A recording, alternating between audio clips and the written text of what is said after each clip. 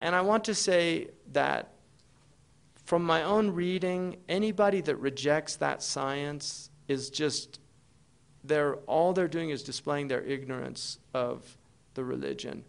Because I've never seen any scholar, whether it was Ibn Taymiyyah, even Ibn Abdul Wahhab, who's the founder of the movement in Najd that spread over the Arabian Peninsula. Even Ibn Abdul Wahhab has letters saying that he never denied tasawwuf, that it's a science of Islam. Nobody has ever. Ibn Taymiyyah has an entire volume in his fatwa on tasawwuf. And where they differ is what's acceptable within the science. That's where they differ. And this is like medicine. You have medicine. You can't deny that Chinese medicine is a type of medicine. It's a type of medicine. Some Western doctors don't accept certain practices within Chinese medicine.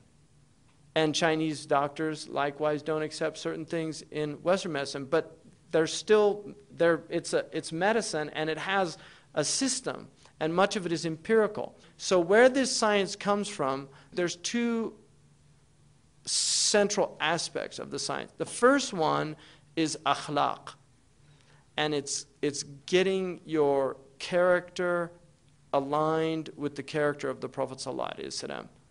That's at the center of this teaching. It's trying to align your character with the character of the Prophet ﷺ so that you actually follow his sunnah. I mean, one of the things that a lot of people do, they follow the sunnah of the beard, the siwak, the robe. They take all these outward sunnah, but then they don't follow the sunnah of smiling. Like they'll never smile. Now, the beard is an important sunnah, there's no doubt about that. But anybody can grow a beard. Do you know, it's an effortless practice. You just don't shave. Seriously, it's effortless.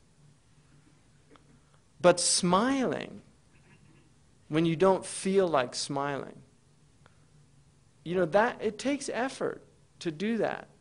And that's why it's one of his amazing sunnahs, is that he was constantly smiling. Al-Dahhak, that's one of his names, the one who smiled. And he always smiled when he saw people, he greeted them with a smile. So that's one aspect. Now, the other aspect of the science is when you begin to inculcate prophetic qualities and practices, especially when you begin to do the devotional ones, because the Prophet kana yadhkurullah fi kulli ahyanihi, he used to mention Allah, like Aisha says in Sahih al-Bukhari. He remembered Allah in all of his states. So he did constant dhikr of Allah. If you begin to do those types of practices, certain things begin to happen. And that is what they call the ahwal, states. And states are real. People go into states. Now, there are different types of states. There are psychotic states. There are people that go into spiritual psychoses where they do a lot of dhikr and they literally lose it. And I've seen this personally. I know that it's real. And you find it in other religions as well, where people, and I've seen people, I knew somebody who did dhikr all the time, and I used, and it wasn't healthy. And they ended up thinking that they were a prophet. That happens to people. It's a type of spiritual psychosis. So you have to have balance. It's very important to have balance. And that's part of the Prophet ﷺ's teaching, is teaching people balance, how to maintain balance in your life. Like he said that one of the Sahaba, he was doing dhikr all the time and fasting. He never spent any time with his wife. His wife went and complained to the Prophet. And the Prophet ﷺ told him, he said, no, your wife has rights over you. He said, I spend time with my family. That's also sunnah, to be with your family. There's a sunnah for sitting and enjoying yourself with your family. They had a food fight recorded in our tradition inside the house. They were throwing food at each other, and the Prophet was watching it, and he was laughing. That's in the sunnah. That's a frivolous thing, but we know that recreation and frivolity is actually necessary for a healthy person that if you don't do those things, you get sick. So it's not frivolous in that there is a purpose for it. Even frivolity has a purpose. What is problematic when that becomes your life? You know, when that's all your life is a search for fun and frivolity and things like that. Now, it's a science in that it's replicable. I mean, the definition of true science is falsifiability, according to Karl Popper. And falsifiability means that if you can't falsify something, then it's not science. It's philosophy or metaphysics or something else. Falsifiability enables you to, if you say that the sound barrier is broken at a certain speed, and every time you get to that speed, you hear the sound barrier broken, you can falsify that theory. You can test it. So if it doesn't happen the same way every time, then it's obviously not, the theory's not sound. So, or freezing ice at 0 Celsius. You know, water freezes at 0 Celsius. If you keep testing that with calibrated instruments that are effective, and every single time it freezes at 0, you've falsified something, you've tested it, and shown that indeed you get the same replication of you can replicate that experiment. And the same is true for these inner sciences, is that people, when they do certain things, they get the same experiences. And that's why these books are very interesting, because they're books written in Sri Lanka, in Herat, in Turkey, in Morocco, by different scholars, and they're describing the same things, because the same things happen to people in different times and places. And in that way, it's replicable. So the ahwal, that's a separate science. That's a separate science. And that's really not, this is more about akhlaq and about behavior. So those are the two branches of this science, is the science of the states and stations, of the things that happen to people in those, and then trying to inculcate these qualities in oneself, which is what this book is about. So he's going to talk from the Quran about the maqam al-shukr, the station of gratitude and praise, al-shukr wal-hamd, the maqam of taqwa, the station of taqwa, and then there's degrees in that of taqwa and shukr. Maqam al-dhikr, the station of dhikr. Maqam al-sabr, the station of patience. Maqam al-tawheed, maqam al-mahabba, the station of love. Maqam al-tawakkul, the station of trust. Maqam al-muraqaba, which is the station of vigilance, of awareness of the divine presence. Maqam al-khawf, the station of fear, the state of awe. Maqam al-raja, state of hope. Maqam al-tawbah, and then maqam al-ikhlas, which is really, that's at the root. Sidi Ahmed Zarruq, in his Qawa'id, he said there's over 2,000 definitions of tasawwuf. But he said all of them revolve around sidq at-tawajjuh, sincerity. That's really at the root. So he says, Inna tasawwufa shay'un yaqdhifuhu Allahu fi qulubi asfiyaihi. Tasawwuf is something that God thrusts into the hearts of those people of purity. وَهُوَ يُذَاقُ عَلَى يَدِّ أَهْلِهِ. And it's something that must be tasted at the hands of its people. So what he's saying, and this is Imam al-Ghazali, who precedes him and is really one of the great formulators of this science. Imam al-Ghazali says that tasawwuf is really about dhawq, which is tasting. And the reason they use that metaphor for this science is because there are certain things that you cannot explain to other people. They have to be tasted. And Imam al-Ghazali uses honey as his metaphor. He said, if somebody asks you what honey tastes like, the best way to help him understand is to give him a spoonful of honey. You can say it's sweet, but it's not like sugar. It's not like fruit. It's a distinct thing. And even though honeys are very different, there's something that all honeys share in common, that we place them into the jins, or the genus of honey. There's different types of honey, but there's one genus. And so that's what he's saying, that this is something about tasting. And that's why the best way to taste this is to be in the company of its people, because you will experience it from them. It's not something that you can really get from a book. A book can help you. It's like a map, but in the end you have to take the journey. The map's a waste of time. Borges, the Argentinian writer, has a story about a Chinese emperor that wants an exact map of China.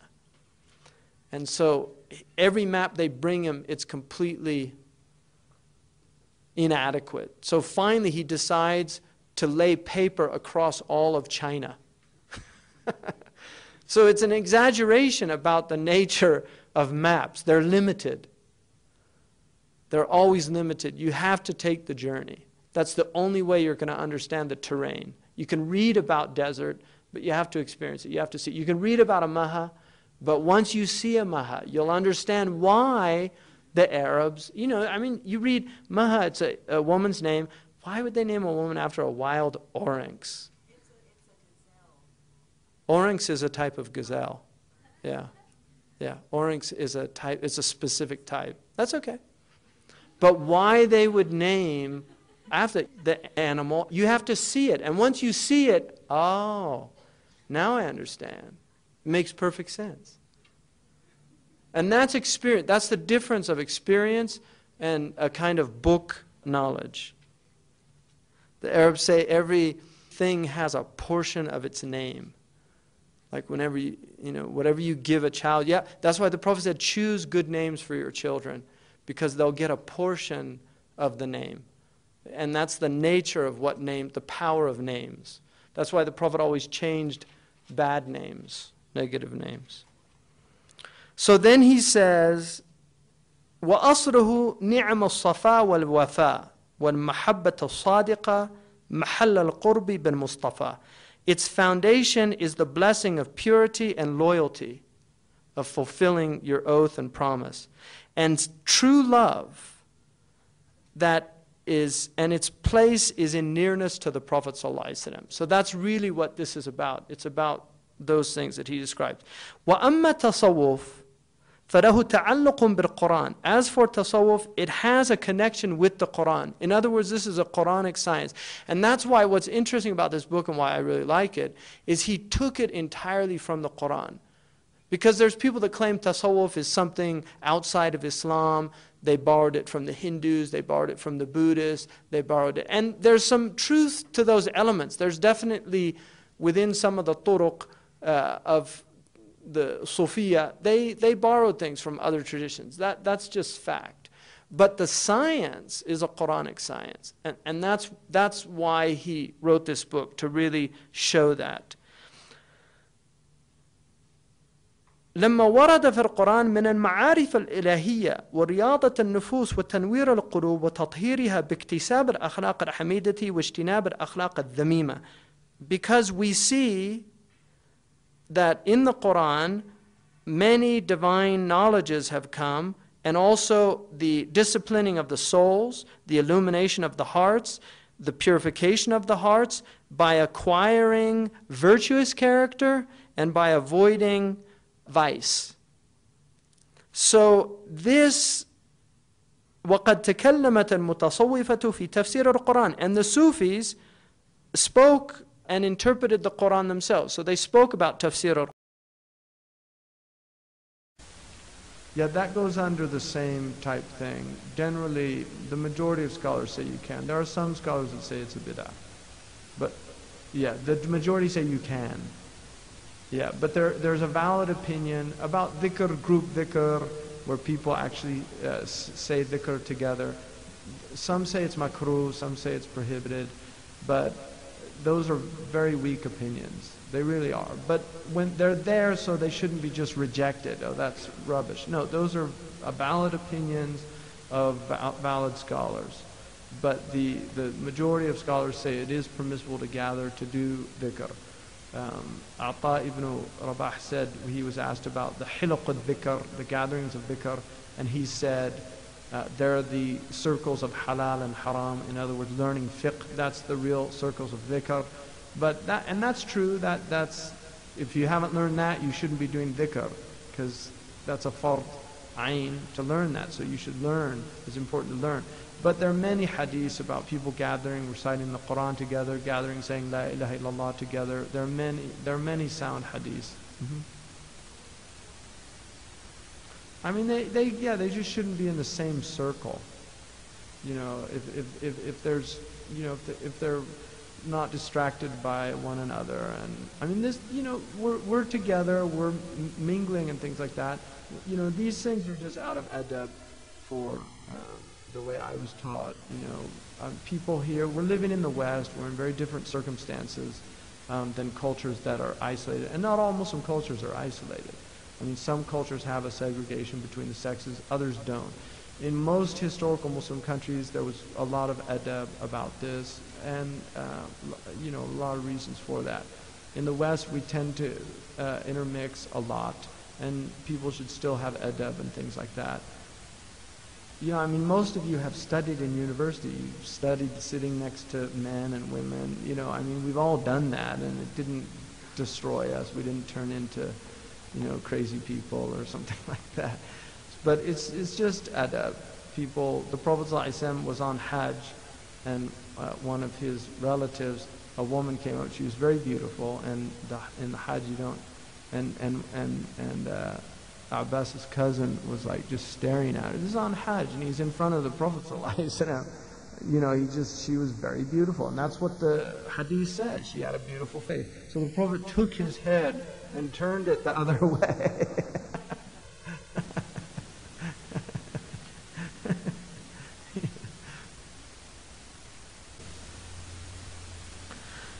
So then he says, the benefit of the dhikr of all of these names and attributes, all of these benefits are in dhikr al-fard. It's in the single dhikr, and that's saying Allah, Allah, Allah.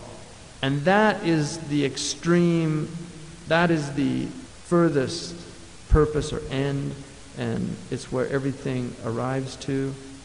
So, and that's not something, to do that consistently, you do need help. So I wouldn't encourage anybody to do that. The best thing is to focus on your prayer in its time, to do the dhikrs, especially the du'as the Prophet gave us to do every morning and evening, those type things. That's the most important thing. Be consistent in those. For people that are really serious and are getting up at night and doing things, then you need some help. Gain some help from somebody who has authority in that area, and that's true. The dhikr al-fard, there's a debate about it. I was actually surprised to find this in the book because of Ibn Juzay, but it's definitely the Shadri, Abu Hassan, Ibn Ata'illah, they're from that school. Not all the schools do that, doing Allah, Allah, Allah, doing the dhikr al-fard. There's good hadith. The Prophet said the end of time won't come until people stop saying Allah, Allah, Allah. So, I'm talking about, you know, this is a science. It's an experimental science, and just like any experimental science, you do things, things happen. It's like chemistry. You put this chemical in with this one, you get a reaction. Some of those reactions in chemistry are dangerous. When you get a chemistry kit for children, there's warnings, right? Certain things are done in the supervision of an adult.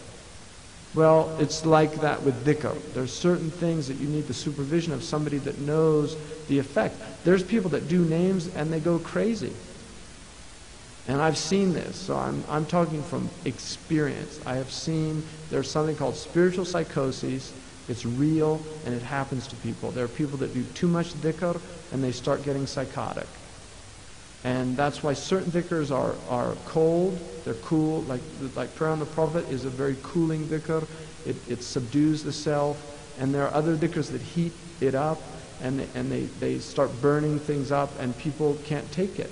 And then people are different. Some people are very balanced by nature. Other people are very volatile. So the dhikrs they do should be appropriate to the type personality or character that they have. And I would generally say Dhikr is medicine. Allah describes it as shifa, right? The Quran is a shifa. There are over-the-counter drugs, and then there are drugs that you need a doctor for. All right? As simple as that. You have over-the-counter drugs. Most of what the Prophet gave us is over-the-counter. But when you start getting into numbers and specific, like doing specific names, you need people that know what they're doing with that, because it's just not appropriate for people to be doing certain things. So, with caution. Now I want to finish this because we're done now. Which means they're completely absent from creation. It's as if they don't even see themselves. يَفْنَعْ عَنْ نَفْسِهِ وَعَنْ تَوْحِيدِهِ. Even that the self is witnessing the unity of God. They don't see that. And that's where you get some of the Sufis have outrageous statements that are unacceptable by Sharia. But they were said in these states of witnessing. Many famous statements. There's a hadith in Sahih al-Bukhari where the Prophet ﷺ said, a man loses his camel in the desert. God is more happy with the tawbah of a servant than the one of you when he loses his camel in the desert and then he finds his camel and he's so happy he shouts, "Oh Allah, you're my slave and I'm your Lord." And then the Prophet ﷺ said, أَخْطَأَ مِنْ شِدَّةِ فَرَحِهِ. He made a mistake in what he said because he was so filled with excessive joy. That's in Sahih al-Bukhari. And that's the basis of what's called a shatha, which is an outrageous statement that we reject. But it's said under extreme state of joy or witnessing. So there's people that say, "Glory to me." They don't mean that. They're lost to themselves. Or there's no God except me. They don't mean that. It's this extreme state of ecstasy. Because in the end, the slave is the slave and the Lord is the Lord. And we adhere to that. And we don't believe in pantheism, in panentheism. God is not everything. We don't believe that this is God. This is God. We don't believe that. It's not like Hinduism, or we don't believe any of that. We believe that Allah has a creation. The creation is contingent upon Him. But we also believe that ultimately the only ultimate reality, independent of all things, is Allah subhanahu wa ta'ala. Everything is dependent upon Him, and contingent reality has no intrinsic reality. It's only real based upon the fact that the one sustaining it is real. And so this is a very fine point of Tawheed that often the people of this science are attacked because people don't understand the sophistication of the thought, which is another problem. And he says this is what some of the Sufis call fana. Fana is found in the Quran. It's used, the word yafna. Everything goes into annihilation except God. So there is an idea of fana in the Quran. But it's a word that's used. It may have been taken from Buddhism. It's possible. Some of these people that introduced these mustalahat were from areas where Buddhism had been. Because the Buddhism, they used almost the identical term in their tradition, nibbana. So it might have been taken, Allahu a'lam, but it has a basis in the Quran. It's also not far-fetched that different traditions in their spiritual or internal practices arrive at very similar experiences. And the expressions of those experiences tend to be very similar. So that's also possible. People tend to attack tasawwuf as being derived out of previous traditions. But it's not true, and that's what he's really trying to show here, is that this all has a basis in the Quran. And it shouldn't be surprised that the previous traditions and our tradition have a lot of similarities, because we believe that these great world religions are from God. So it's not surprising there would be similarities in them at all. And then also he says they lose sight of their tawheed. Now this is dangerous, which is why in the dua of Ibn Mashis he says, "Wanshurni min awhad tawheed," protect me from the dangers of tawheed. Now Aisha radiallahu anha, when she was given the bara'ah from God, God declared her innocent in the Quran. Her father and mother told her to go thank the Prophet. What did she say? "I'll only thank God." She was in a state of witnessing. She didn't see the Prophet. She didn't see the sabah. She was only seeing the musabbib. And that's a type of state that people go into because Allah had declared her innocent. It wasn't anger or petulance or she was being childish. No, she was literally, she said, Kuntu ahqiru nafsi. I used to consider myself so insignificant, God would never make mention of me. Who am I for God? I mean, see, she had a total self-negation. So when she was accused of adultery, she thought, God is not going to say anything about this. She didn't think it'd be mentioned in the Quran. She thought maybe the Prophet would be told something, but she just said, I deem myself too insignificant. But she wasn't too insignificant. God mentions her, not by name specifically, but by the incident. And then he says, that is because of this immense istighraq, this drowning, this state of complete immersion in the witnessing. And that's why they said about the Prophet, kana da'im al-ahzan. He was always depressed. That's in the Shama'il. And then in another riwayah, he was always happy. The ulama say that when he was with people, he was very sweet and smiled a lot and was very interactive with people. But if you saw him when he was in a state of dhikr, you would think he was depressed. But it wasn't depression. He was in such a deep state of contemplation that he was absent to his surroundings and the world. So people would look at him. But the Prophet did not have grief like that. How necessarily important is it to commit to one shaykh to develop your spirituality, inshallah, be elevated? I mean, I would say that, yeah, you'll get different opinions depending on who you ask. There's a nice translation of Ibn Abbad's letter on whether it's obligatory to take a shaykh. There's a saying, "Man la shaykha lahu fashaitanu shaykhuhu," and I think personally it's not a hadith, but it's a sound saying. Whoever doesn't have a shaykh, shaitan's his shaykh. But that generally, first and foremost, it means that you have to have a teacher of Sharia. You have to have somebody that teaches you the religion. When we visited Shaykh Nimar the other day, for some of the men that were here, what did he keep saying? Get teachers, even if you have to pay them. Have teachers. You need teachers to guide you. You need to have sources of knowledge, those things. In terms of spiritual advancement, they're definitely, if people are having spiritual experiences and things like that, it's good to have people that know what they're doing. Sohbah is also good. Many of the shuyukh of this period, like Shaykh Ahmed Mashhur al-Haddad, who I studied with, Dr. Omar studied with, Sidi Abdul Hakim Winter studied with, he was of the opinion that the idea of taslim was over, surrendering yourself to a shaykh completely. This wasn't its time. And there's a lot of dysfunctional aspects in a lot of relationships that happen. So there are problems within all these systems.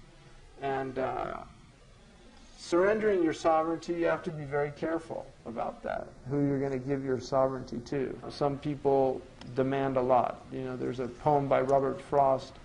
They say the truth will make you free. My truth will make you slave to me.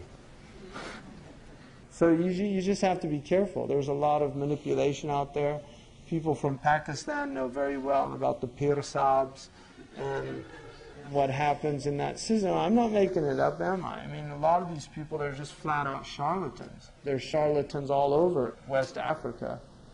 Sufi sheikhs and, come and be a murid. And then they have a lot of... The danger of Sufism that bothers me about it is there's a lot of principles in tasawwuf that are very easily manipulated into certain cultic control mechanisms, and they become very dangerous. I think for those of us in the West, we come from a tradition of individual sovereignty and independence of self, and I personally believe those are very high Islamic characteristics and qualities. I think a lot of the problem in the East is all this slavishness and devotion and obsequiousness to, the Grand Master, Poobah, whoever. I mean, if you want my personal opinion, I do believe that. That does not mean that I don't show the utmost respect to my teachers. I do. Sheikh Abdullah bin Bay is my teacher, and, I would be very hesitant to ever But what I love about him is he's somebody that respects my opinion, listens to my opinion. He's never been despotic in any way. Habib Ahmed Mashhur al-Haddad was not despotic at all. He didn't get angry at people. He didn't abuse people. Those are the teachers that I had. Sifadul al-Hawari was like that. And so you just have to look to people, observe them. I would be really careful. That's all. You have to be very careful. There's a lot of people, and then there's some people that are not charlatans. They're either deluded or they're trying to keep something alive that's important to keep alive, and they have their own limitations. Sidi Ahmed Zarruq said that there weren't any complete teachers by his time. He's 9th century. So he already said that the completed masters were gone. And he said, so just find people that could do the best that they could and recognize their shortcomings, and don't have greater expectations than they can do that. So that's what I would say. Wallahu ta'ala a'lam. Allah knows best.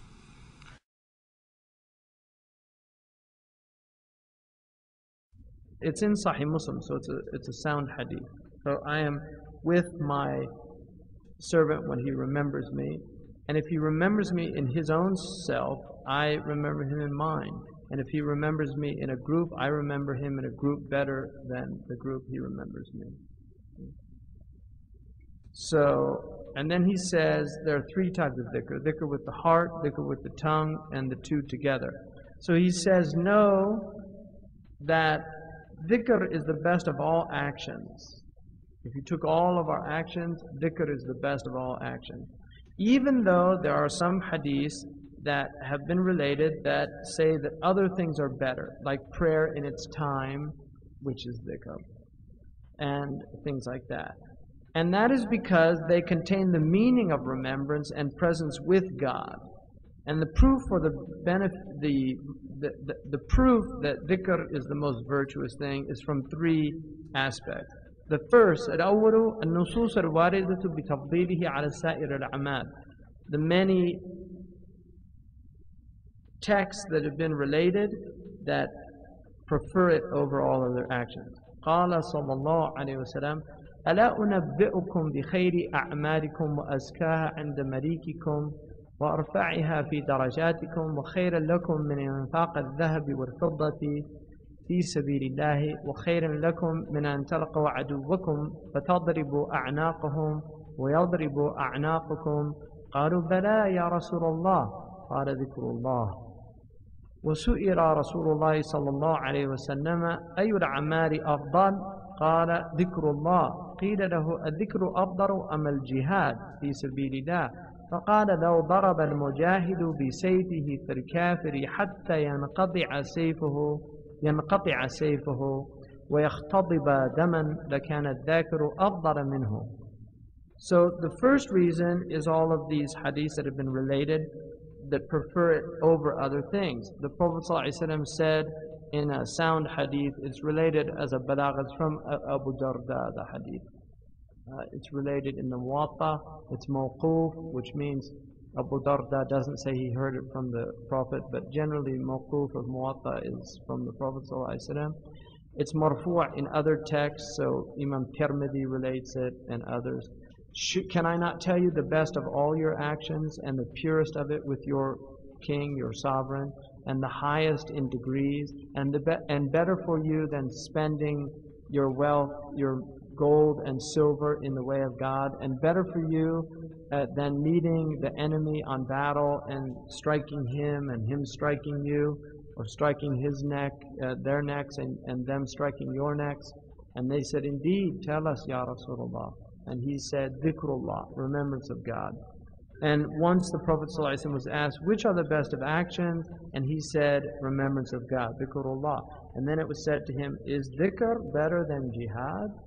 Is dhikr better than jihad? Remembrance better than jihad? Fi sabilillah, in the way of God. And he said, even if the mujahid was striking his sword in the kafir until his sword broke, and he was covered in blood, the one remembering God would be better than him. Now, the ulama say the reason for that, and that's related by At-Tirmidhi and Ibn Majah. The reason that dhikr is better is because dhikr is an end in and of itself. It's not a means. That we were created for the purpose of remembering God. Jihad is a means. A means is always over an end. Is always higher. And some of the ulama say that jihad is better when jihad is necessary, like to defend the lands. You don't sit in the masjid, no, I'm doing dhikr, it's better than the mujahid out there. Do you see? No. You go out and you defend the land, and that's the best. And then he's also stressing the fact that dhikr in your actions, if your actions are devoid of dhikr, then they're not beneficial actions. So if you're out in jihad, struggling in the way of God, then you should be doing dhikr as well. And the Prophet told them to do dhikr, the mujahideen. And it's so difficult now we talk about jihad in the environment we're in. It's very sad. But jihad is a very high thing. And our religion is a religion of struggle. It's as simple as that. I mean, somebody said to me, do the Muslims really want to take over the world? I said, no, they're just reacting violently to the fact that we're taking over the world. Just so strange. You know, America, they want to take over the world. And meanwhile, we're taking over the world. 143 bases around the planet. Really? It's amazing. So, anyway, no politics. الثاني أن الله تعالى حيثما ذكر الذكر وأمر بالذكر أثنى على الذاكرين واشترط فيه الكثرة وقال اذكروا الله ذكرا كثيرا ولم يشترط ذلك في سائر الأعمال. الثالث أن في الذكر مزية هي له خاصية ليست لغيره وهي الحضور في الحضرة العلية والوصول إلى القرب الذي عبر عنها ما ورد من المجالسة والمعية. فإن الله تعالى يقول أنا جليس من ذكرني ويقول أنا عند الظن عبدي بي وأنا معه إذا ذكرني. So the second is that whenever God mentions dhikr in the Quran or commands people to dhikr, not only does he praise the dhakirin, but he also places the condition of doing much remembrance of it. So he says, udhkurullah, remember Allah, dhikran kathira, abundantly. So do much remembrance of God. And he never says that in any of the other actions he commands us to do. So when he says fast, he doesn't say fast a lot. He doesn't say do jihad a lot. He doesn't say, but when it comes to dhikr, he always says do much dhikr. So if it wasn't the best of actions, there would be no need to emphasize the importance of doing much of it. And then he says also dhikr has a certain quality that is specific to it, and there's no other thing that has this quality, and that is the presence of the highest, the hadra al-aliyya, the highest divine presence. So, and also arrival to nearness to this divine presence that has been articulated in what has come down to us in these texts about being in the company, sitting with, and also being in the company. So Allah says, for instance, Allah the Exalted says, "Ana jalisu man dhakarani." I am the companion of the one remembering me. I mean, jalis literally means I'm sitting with. All right, but we don't take that literally. I'm the companion of the one. In other words, I'm with. I'm in that gathering. And also in the hadith that was previously related, I am in the opinion of my servant, whatever my servant thinks. If he remembers me, I'm with him when he remembers me. So the ma'iyah of Allah and the hadra and the presence of God. Now, this is where it gets very interesting. وَلِلنَّاسِ فَالْمَقْصَدْ بِالذِّكْرِ مَقَامًا. فمقصد العامة اكتساب الأجور ومقصد الخاصة القرب والحضور وبين المقامين فرق بعيد فكم بين من يأخذ أجره وهو من وراء الحجاب وبين من يقرب حتى يكون من خواص الأحباب هيهات. واعلم أن الذكر على أنواع كثيرة منها التهليل والتسبيح والتكبير والحمدلة والحوقلة والحسبلة وذكر كل اسم من أسماء الله تعالى والصلاة على النبي صلى الله عليه وسلم والاستغفار وغير ذلك ولكل ذكر خاصية وثمرة وبالله التوفيق إلى منهج التحقيق وحسبنا الله ونعم الوكيل. So amongst the people there are many different reasons, ends, or purposes for doing dhikr. In other words, amongst the people and their purposes for doing dhikr, there are two stations. The purpose of common people is to gain rewards. They want rewards. You know, like if you go in Jama'at Tabligh, they tell you if you do this, you get this. If you do this, you get this. If you do this, if you do this prayer, you get 100. And you can get your calculator out, start adding it up, because there's rewards, and they're in the hadith and they're mentioned. He's saying that is the more general people. They want these rewards. But the end or the purpose of dhikr for the people of distinction, the khasa, is nearness and presence. They want to be near God and feel His presence. And he's saying, what a great difference between these two. And what a difference between the one who takes his reward from behind a veil. So you get the reward from behind a veil. And between the one who draws near until he's from amongst the beloved. So, and then he says, hayhata or hayhatu, hayhat. Hayhat is an Arabic expression, you know, how far off the mark. Hayhata.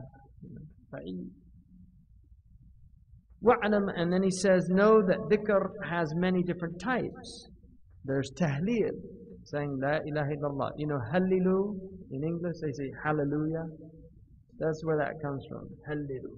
Really, I'm not making that up. It's in actually Noah Webster's dictionary from 1832. He actually takes it back to Arabic and says it's from the Arabic hallilu, which is to shout for joy. Like in a Christian, hallelujah, you know, it's a shout for joy. Hallilu, hallilu, hallilu, you know, say la ilaha illallah. That's what it means. I'm not making that up. You know. They just don't know it. We have to teach them. Yeah, so and then tasbih, saying subhanallah, takbir, saying Allahu Akbar, hamdallah, saying alhamdulillah, hawqala, saying la hawla wa la quwwata illa billah, hasbullah, saying hasbunallahu wa ni'mal wakeel. And then all the various dhikrs of the names from the names of God, and then finally the prayer on the Prophet sallallahu alaihi wasallam. So you have all the dhikrs of Allah, and each one of them is different. And then you have the dhikr, the remembrance of the Prophet, and prayer on the Prophet, and istighfar, asking forgiveness. And those last two he saves for last because they're the most important ones towards the end of time. That's why the istighfar and salah ala nabi are very important in our time. And then there are other things as well.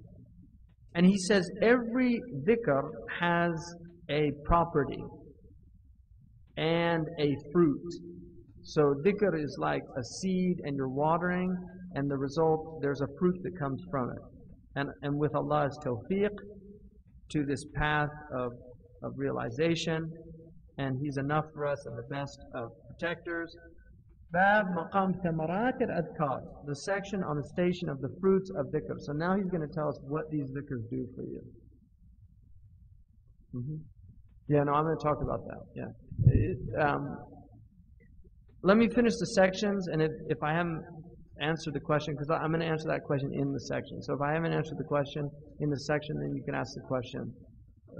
But sometimes the question that you have, it's going to come. Because if you had the question, usually the mu'allif has already thought of generally, or the one who's giving the commentary on it, because it's a very valid question. It's related to the topic. Yes, those are the best kind for during this. Yeah, they have the means and the end. Yeah, so it's very high.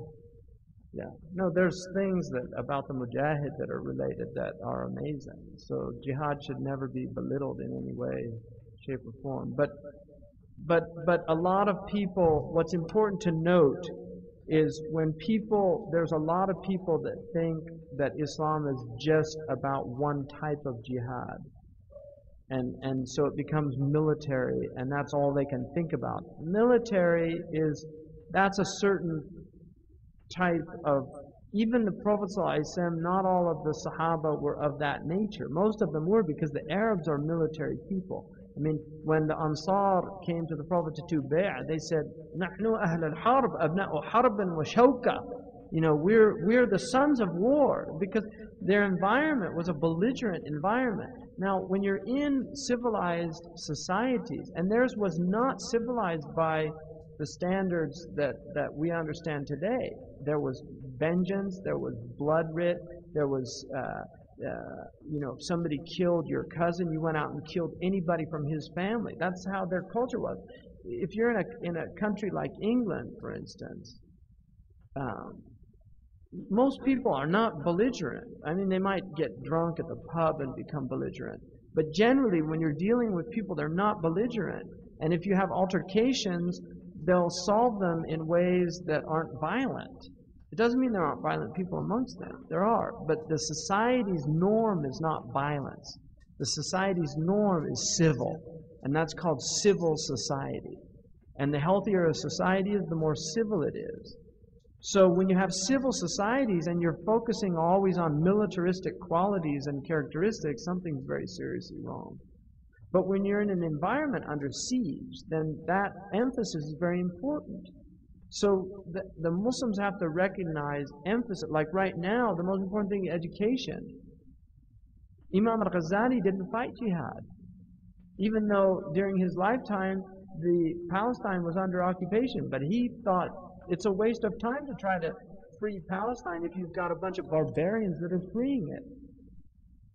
Because they'll just end up killing all the Christians, and it'll make Islam look bad. So his focus was on educating the Muslims. And that's why the school system that was laid out during his time produced Salahuddin al-Ayyubi. His generation was produced by Imam al-Ghazali, Sidi Abdul Qadir Jilani. There's no Salahuddin al-Ayyubi without that groundwork that was laid by these intellectual scholars who were re-educating the Ummah to the true principles of Islam. And there are many people who have criticized Imam al-Ghazali and said, why isn't there a Bab al-Jihad in his Ihya? Why didn't he write that? The whole book, that's the whole point. That whole book, what predicates any type of martial endeavor, you have to have spiritual people. And that's why the Sahaba weren't allowed to fight for 14 and a half years. They weren't allowed to fight. It was all purification. They were being prepared, because you don't want people that are vengeful and violent. You don't want those people fighting, because they won't care about people. Even some of the ulama said the only reason that war was the only repository for slaves. All other forms of slavery were abolished in Islam. Before Islam, you were born a slave, you indentured servitude, if you got into debt, you became a slave. You could be just captured, kidnapped. There are a lot of different ways. Like now, they have all these types of slavery out there. But Islam only allowed slavery from war. That's the last. And some of them said the whole point was because when people are fighting and they think that they're going to be slaves, they don't want to kill the people. They actually want them to live. So it's actually a mercy for the people that you're fighting, because, what a waste. Get to that. But, generally, our opinion, when I say our, I'm not putting myself with the ulama, trust me. Our opinion for people of Ahl Sunnah and Jama'ah, and the dominant configuration of that, because there are minority opinions within the Ahl Sunnah and Jama'ah, but the dominant opinion, the opinion that I was taught, the opinion of my teachers, is that, tawassul is permitted, to ask the Prophet ﷺ for intercession is permitted, like that. That's what I was taught, and that's what I believe, and I think that is the strongest opinion. Tawassul bijahi fa inna jahi 'inda Allahi 'azim. It's a weak hadith, but it's related. It's not fabricated hadith.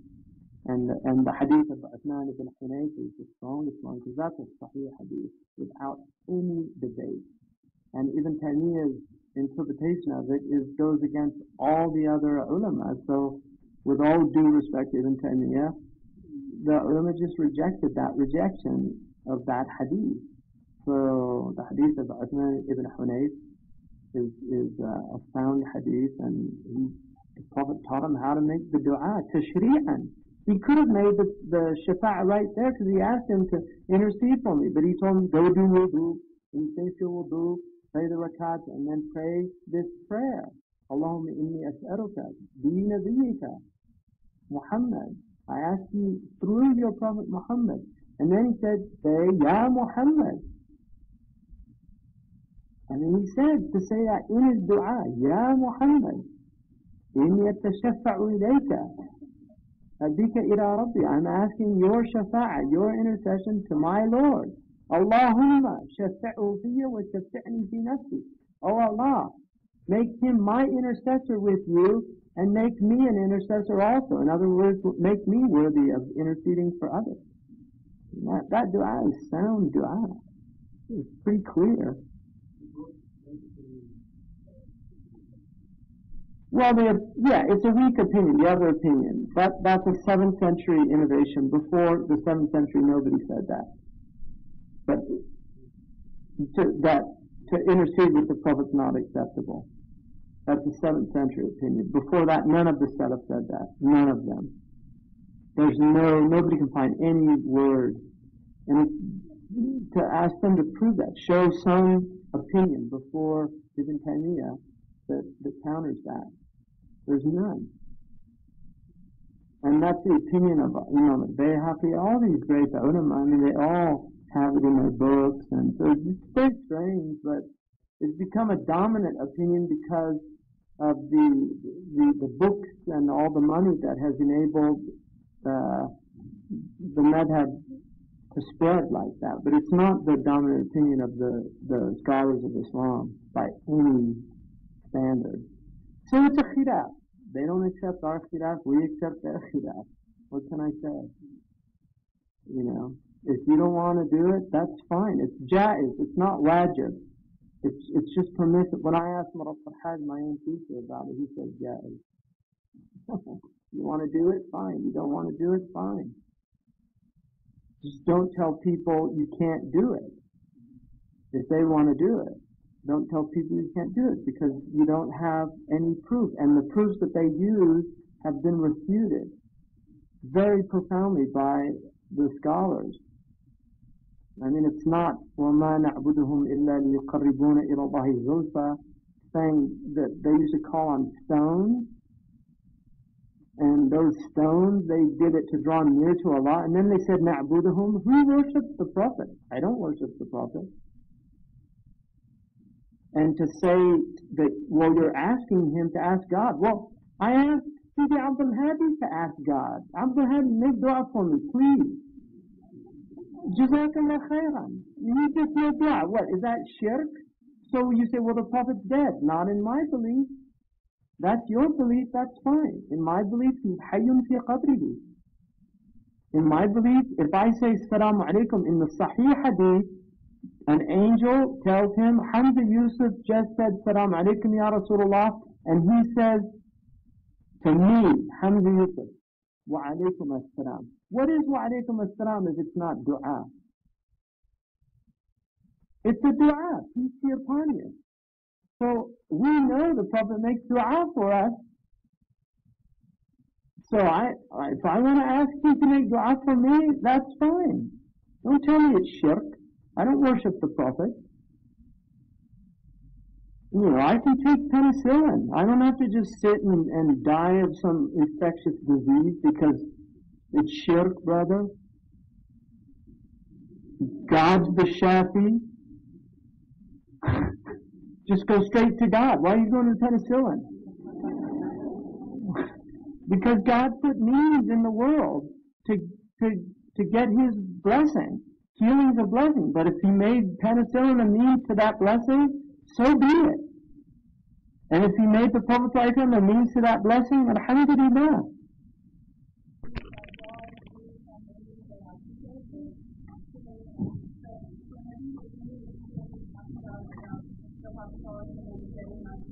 Mhm.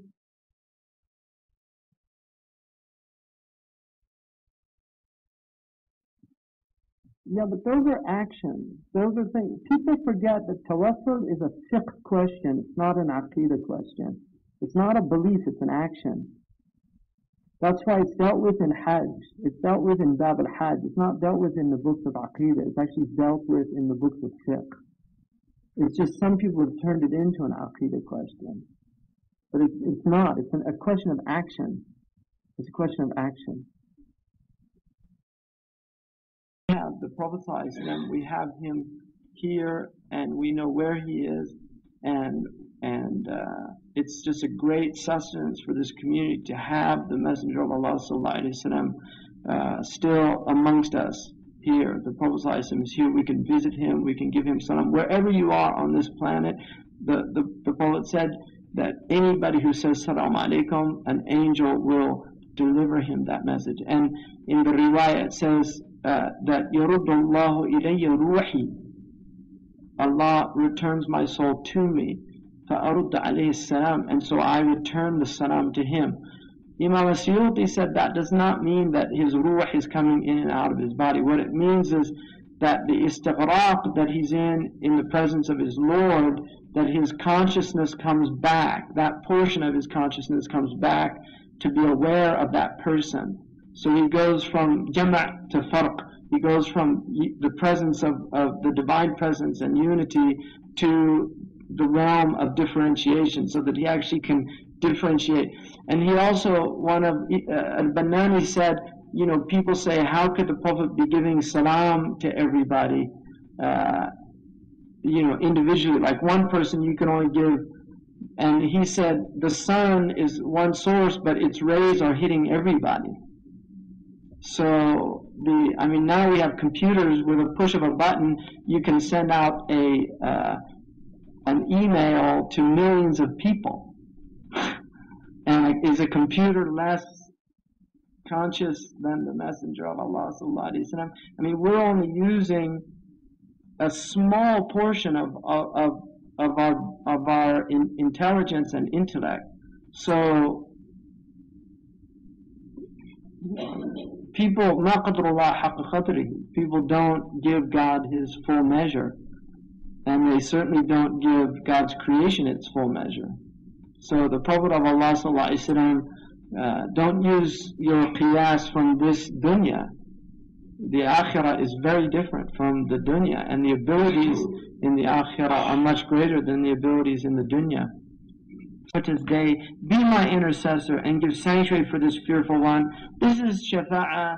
The Prophet ﷺ in Surah An-Nisa, Allah subhanahu wa ta'ala says, وَلَوْ أَنَّهُمْ إِذْ ظَلَمُوا أَنفُسَهُمْ جَاءُوكَ وَاسْتَغْفِرُوا اللَّهَ فَاسْتَغْفَرَ لَهُمَ الرَّسُولُ لَوَجَدَ اللَّهَ تَوَّابًا رَحِيمًا. Had they only, when they wronged themselves, come to you and asked forgiveness of God, and you asked forgiveness for them, they would have found God merciful and forgiving. That ayah, there's no differentiation, despite what some of the people who reject shafa'ah have said that it applies to him in life. There's no indication in the verse that it applies only in life. The ayah is muttaqa. Al-Aini, one of the great scholars amongst the tabi'een, Ibn Kathir relates in his tafsir and makes no inkar of the riwayah. The riwayah is related by Imam al-Nawawi in Al-Adhkar, by Qadi' Iyad in the Shifa, by many of the great scholars. None of them made inkar of the riwayah. When the Bedouin came to the Prophet ﷺ, and Al-Aini said, he stood before the door and he said, Ya Rasulullah, he said, قَالَ اللَّهُ تَعَالَى, and then he recited that verse and he said, فَهَا أَنَا ذَا جِئْتُكَ مُسْتَشْفِعًا بِكَ عِنْدَ رَبِّي, I have come to you seeking your intercession.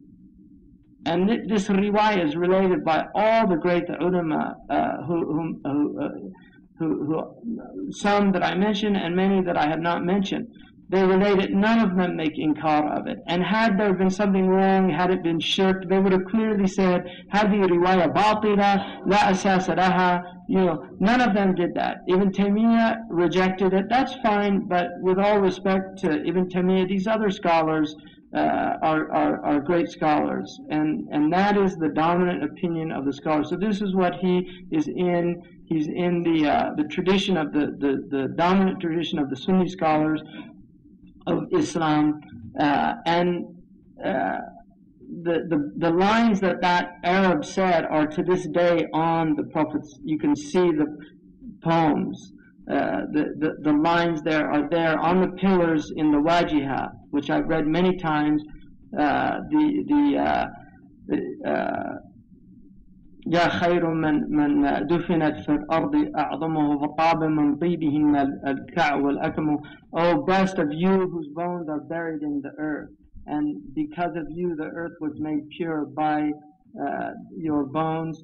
نفسي فداء لقبر أنت ساكنه فيه العفاف وفيه الجود والكرم. My soul is a fida, is a ransom for the tomb that you are in. In it is Jude, in it is generosity, in it is purity, and also in the riwayah fi al-ilm wal-amalu, in it is knowledge and action. So that is why he's doing that, because this is what Muslims have been doing for centuries. And the first to reject it was Ibn Taymiyyah. So it's really a 7th century. Shaykh Sa'id Ramadan al-Bulti said it's a 7th century innovation. That's the opinion of Shaykh Abdullah bin Bayya and many of the modern scholars that have looked at it. If you analyze the two positions, the position for intercession is so much stronger than the other position. Wallahu ta'ala a'lam. That's what my teachers taught me. It's what أدين الله به إن شاء الله.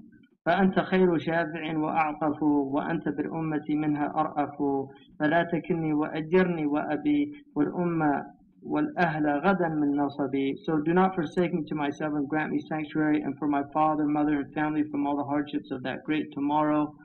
بجاهك الأكرم لذت سيدي ومن يلذ به إلى الرشد هدي. بجاهك الأعظم يا خير النبي ما يبلغ الراغب أقسم الطبيب. وما الطبيب ببابك الغفران والعفو والتوفيق والرضوان والأمن يوم الروع والقبول والفوز بالمحبوب والوصول. فيا هناء من قبلتموه ويا عناء من رددتموه. حاشا أود الرحمة والإحسان من أن يرد راجي الغفران. فليس للعبد سوى مولاه أدناه فضلا منه أو أقصاه.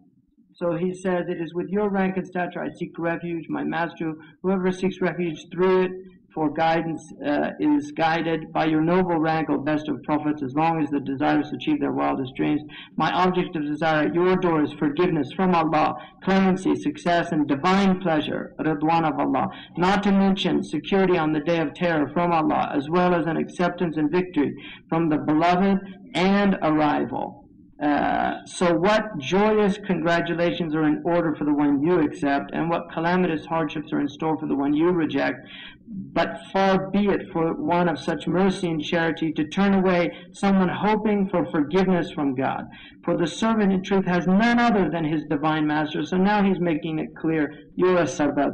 We have none other than Allah subhanahu wa ta'ala. Whether he draws him near through bounty or distances him justly. فما لنا من الحالتين مذهب عن باب مولانا إلى من نذهب. In either of the two cases we have no choice but to go to the door of our master, for to whom else can we go? Ya Rabbi, O my Lord God. من للحالك الغريق ليس له سواك من رفيق. O our Lord, who can help the perishing drowning one? For he has none other than you alone as a gentle companion. So this is very clear that what he's saying here. The Prophet ﷺ is a sabab.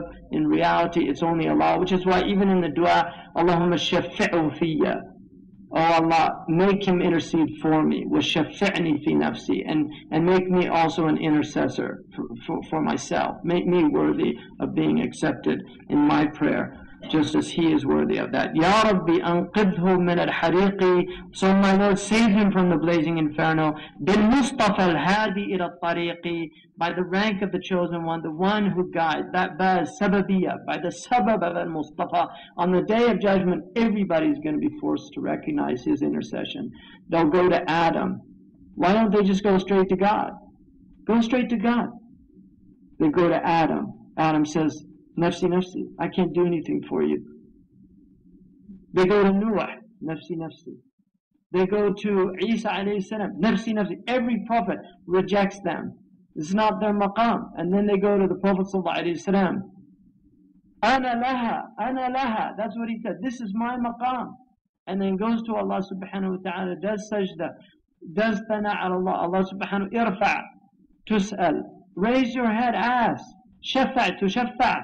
Make intercession, and intercession is granted. This is the great intercession of eternity for people, their eternal reality. And that's the one. Adina lahu subhanahu wa ta'ala. Allah gives him the permission, and he makes intercession. And then when his intercession is done, other people from his ummah get intercession. The martyrs get intercession. The ulama get intercession. The righteous people get to intercede. And this is all tashrif. Allah subhanahu wa ta'ala needs no asbab, but this is the sunnah of Allah in His creation. Also, on the Yawm al-Qiyamah, Allah subhanahu wa ta'ala, al-Qadi la yaqdi bi'ilmihi. The Qadi in Sharia does not judge by his knowledge. If a Qadi is on the way to the mahkamah, to his work, and he sees a man murder a man, and then the man's brought to his court, he cannot testify in court. The Qadi cannot judge him. He can be a witness, but he cannot judge him. The Qadi is not permitted in Islamic law to judge with his knowledge. He can't do it. Why? Because Allah subhanahu wa ta'ala made it His sunnah that He will not judge with His knowledge. Allah knows everything, but on Yawm al-Qiyamah, the witnesses come in. Your hands testify. Your feet testify. Your neighbors testify. All those, it's going to be a court of justice. It's not going to be God saying, I know what you did, now go to hell. No, everybody's going to come. They're all going to testify. You're going to have your day in court. It's all going to be very clear. What are you going to be begging? Rahmah. Mercy. You don't want justice. You want mercy. But if you don't want mercy for other people, don't expect mercy from God on the day of judgment.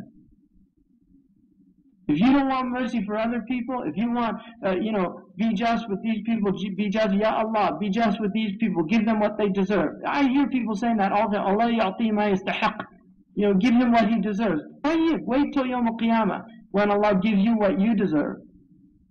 لا يؤمن أحدكم حتى يحب لأخيه ما يحب لنفسه. None of you believe until you want for others what you want for yourself. Well, what do you want for yourself? Just ask yourself that question. What do you want for yourself? You want justice? You can have justice. That's what the world is. It's all people getting what they deserve. Wallahi. It's just a place where everybody's getting what they deserve.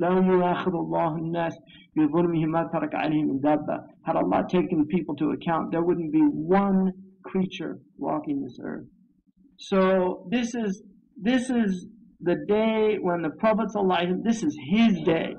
مَا أَرْسَلْنَاكَ إِلَّا رَحْمَةً لِلْعَالَمِينَ. We only sent you as a mercy to all the world. This is the day when that mercy is going to be so manifest to everyone. The mercy of the messenger on that day. And he is the sabab, he is the mushaffa', he's the paraclete. The paraclete is the advocate, the intercessor. Greek, the parakletos, the intercessor. He is the intercessor. He is a mushaffa' al-maqbul. He is the chosen intercessor. Allah has given him that maqam.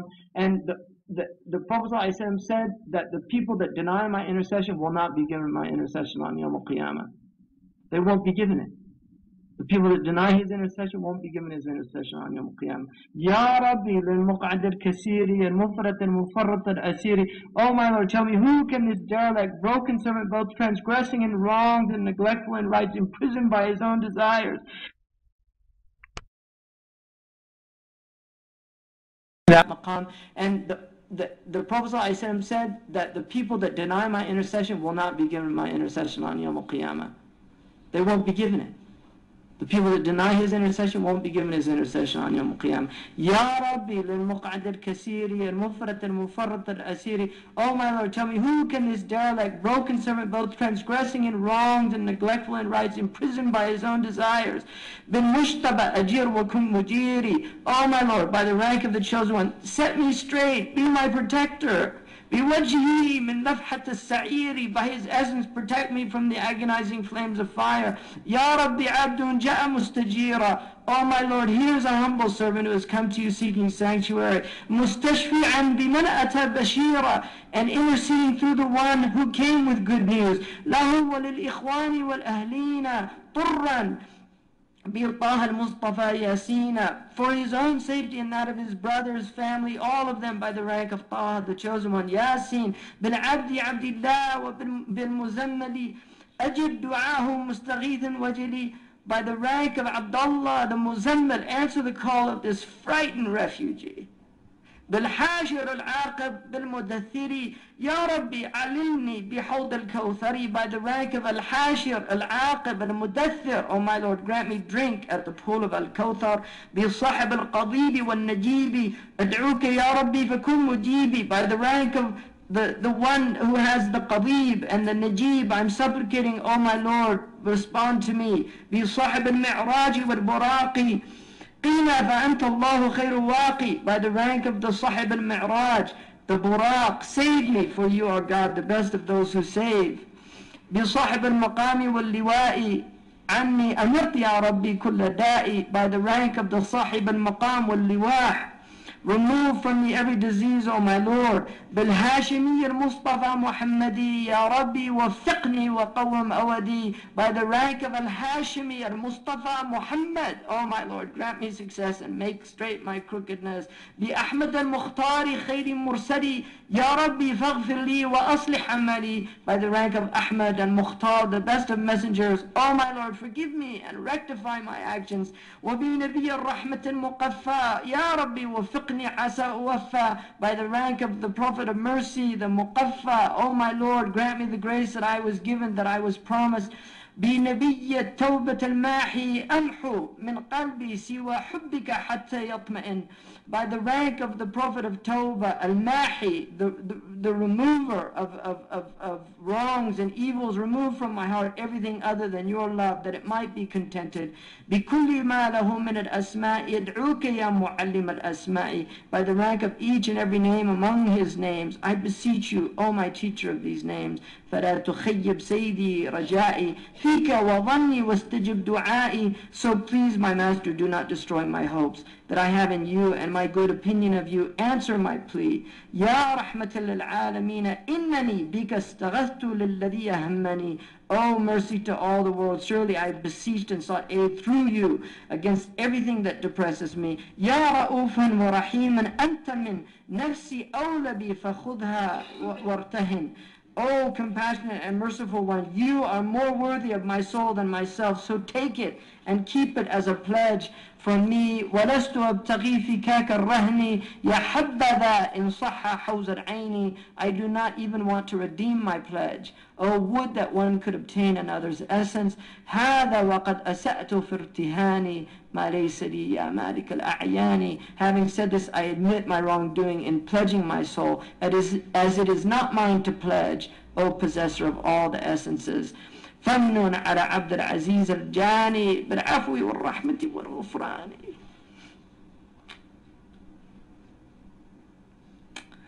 So graciously grant this sinner, Sidi Abdul Aziz, forgiveness, grace, and atonement.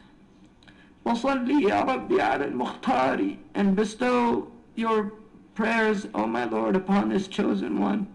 وآله وصحبه والأبرار, and his family and righteous companions. قد تم نظم قرة الأبصار بحول هذا الماجد الغفار.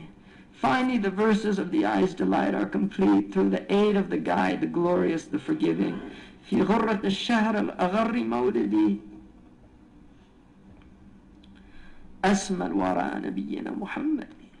at the outset of the blessed month of his illustrious birth, the most exalted of humanity, our Prophet Muhammad, بطيبة الغراء دار المصطفى صلى عليه ربنا وشرفه. In Taiba the radiant, the abode of the chosen one. Upon him, the prayers and honor of our Lord, وآله وصحبه ومن والاه ومن ترى منهاجهم من الأنام مسجلا, and upon his family and companions, and whoever follows well his path among any of the God's creatures. اللهم صل وسلم وبارك على سيدنا وحبيبنا محمد. اللهم صل وسلم وبارك على سيدنا وحبيبنا محمد. اللهم يا الله أعز الإسلام والمسلمين وأعز هذا النبي الكريم. اللهم أعز هذا النبي الكريم يا الله، أعز الذي أرسلته رحمة للعالمين يا الله. اللهم كل من أراد بسمعته سوءا يا الله يا الله خذه يا أرحم الراحمين. اللهم يا الله اجعل محبته في قلوبنا وهيبته في أرواحنا يا الله. اللهم اجعل هذا النبي الكريم أعز شيء في الدنيا إلينا يا الله. اللهم اجعله شفيعا لنا يوم القيامة يا رب العالمين. اللهم بارك في أخينا سيدي عبد العزيز اللمطي المدفون هنا في البقيع. اللهم نور قبره وبارك فيه وكل من خدم هذا الدين وهذا النبي الكريم يا الله. اللهم اغفر لنا وارحمنا في هذه المدينة. اللهم والله نعلم أننا أسأنا إليه في هذه المدينة في هذه الأيام يا الله. Any sins that we've done in this city, forgive us. We've been here a long time now, and we forget where we are. So forgive any wrong actions in this city. Anything that we've done against your son.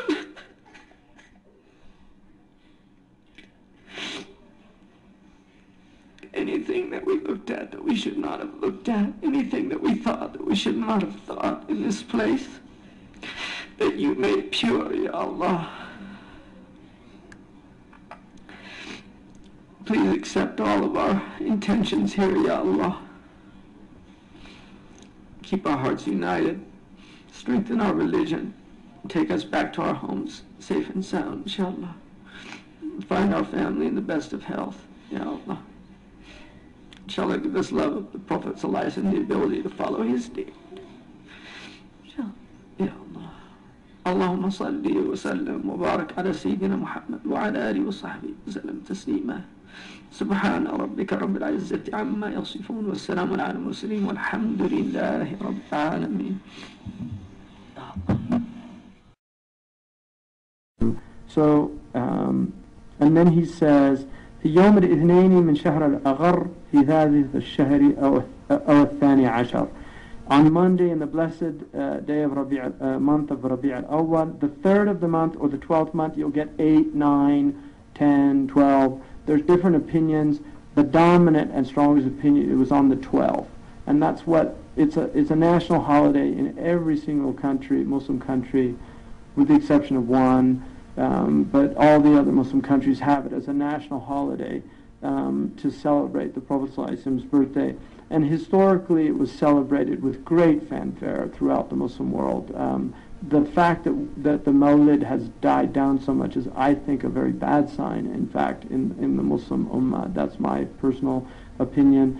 The Mawlid was an immense time of feeding people, of feeding the poor, of charity, of reading the seerah, of reading the shama'il, reciting qasaid, writing poems, delivering poems, visitations. It was a big time because people just felt the blessing of the Prophet, particularly in that month. But the Mawlid is celebrated throughout the year by people that celebrate the Mawlid. So it's not that they don't just celebrate it on the Rabi' al-Awwal or the 12th, but literally will recite it. It's very beautiful to recite the Mawlid, and Barzanji's is certainly probably the best and most authoritative. Imam al-Kaftani, which is the Moroccan Mawlid, has a beautiful Mawlid also recited in Morocco. But it's something that you really want your children exposed to, the Mawlid. It's important to celebrate the birthday of the Prophet ﷺ.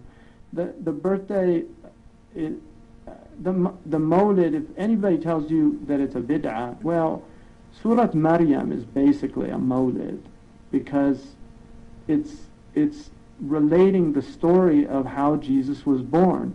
And that's what the Mawlid is doing. It's just you relate the story of how the Prophet ﷺ was born. That's all it is. It's looking at his story and celebrating it, sallallahu alayhi wa sallam. So, and then he said, أولي ثمانين من ربيع الأول موافق النيسان عند الأول. So, a weaker opinion holds it was the 8th day of Rabi' al-Awwal, which corresponds to the month of April according to the scholarly premiers. في عام حظ من سني الأسكندري في طالع الجد وكان المشتري مع زحل في وسط السماء تقارن بالعقرب الغراء. So this was around 800 years after Alexander the Great, the sun being in the constellation of Aries. So he was born when the sun was in the constellation. That's what they call in astrology a sun sign. He was born when the sun was in the constellation of Aries. While Jupiter and Saturn were both in the middle of the sky in conjunction with the spectacular constellation Scorpio. So the Jupiter and Saturn were in the constellation of Scorpio. These are planets. This Canon Mushtari. Okay, we did that. Any other question? Mm-hmm.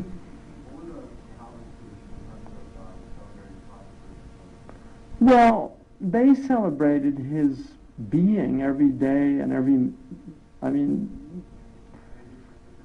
they didn't have any particular, no. There's no doubt that it was a later innovation in terms of doing it on the 12th of Rabi' al-Awwal. There's no doubt that is a bid'ah to do that. Now, depending on the school, bid'ah is not all bad. And that's the dominant school of the ulama, is that there are bid'ah hasana. Man sunna fil islami sunnatan hasana falahu ajruha wa ajru man amila biha. Whoever does a good sunnah in Islam, he has a reward for it. The Prophet also said, Man ahdatha fi amrina hadha ma laysa minhu fahuwa rad. The hadith of Aisha that Imam Nawawi relates, that whoever introduces into the religion what is not from the religion, then it's rejected. So the Mawlid celebration of the Prophet's birthday, for instance, a man asked in the Sahih collection, a man asked the Prophet about fasting on Monday, and he said, Fihi wuridtu. That's his answer. It's a good day. It's a blessed day. I was born on that day. We know that in the Sahih collection also that Abu Lahab, his punishment is actually lessened because he freed Thuwayba on the girl that brought him the news of the Prophet's birthday was freed. Abu Lahab was so happy that his brother had a son that he said, you're free, anti hurra. So he freed the girl. And the Prophet said because of that, because of his being happy of the Prophet's birthday, which is why, don't say I don't celebrate the birthday, because that could be kufr. Just the Prophet said people will say ruba ahadikum yulqi yatakallamu bi kalimatin la yulqi laha bala. Maybe one of you will say a word, he doesn't think of what it really means. وَتَجُرُّهُ فِي جَهَنَّمَ 70 خَرِيفًا. It will drag him in the hellfire for 70 years. Because he doesn't think of what it means. So to say, I don't celebrate the birthday of the Prophet, I would have been done. I mean, what do you mean you don't celebrate his birthday? You have to. It's a fard to be happy he was born. If you don't celebrate it on that specific day, as I'm going to on the 12th of Rabi' al-Awwal, that's fine. That's a khilaf issue. The dominant opinion is it's permissible and mandub to do it. It's recommended. The other opinion is that it's an innovation and it's better not to do it, that's a valid opinion. The problem is we accept their differences, they don't accept our differences. So what can we do about it? Mm-hmm. I don't have any, I mean personally we celebrate the Mawlid. We celebrate it throughout the year though, not just specifically on the 12th. I mean I celebrate it all the time. I read this is a Mawlid right here.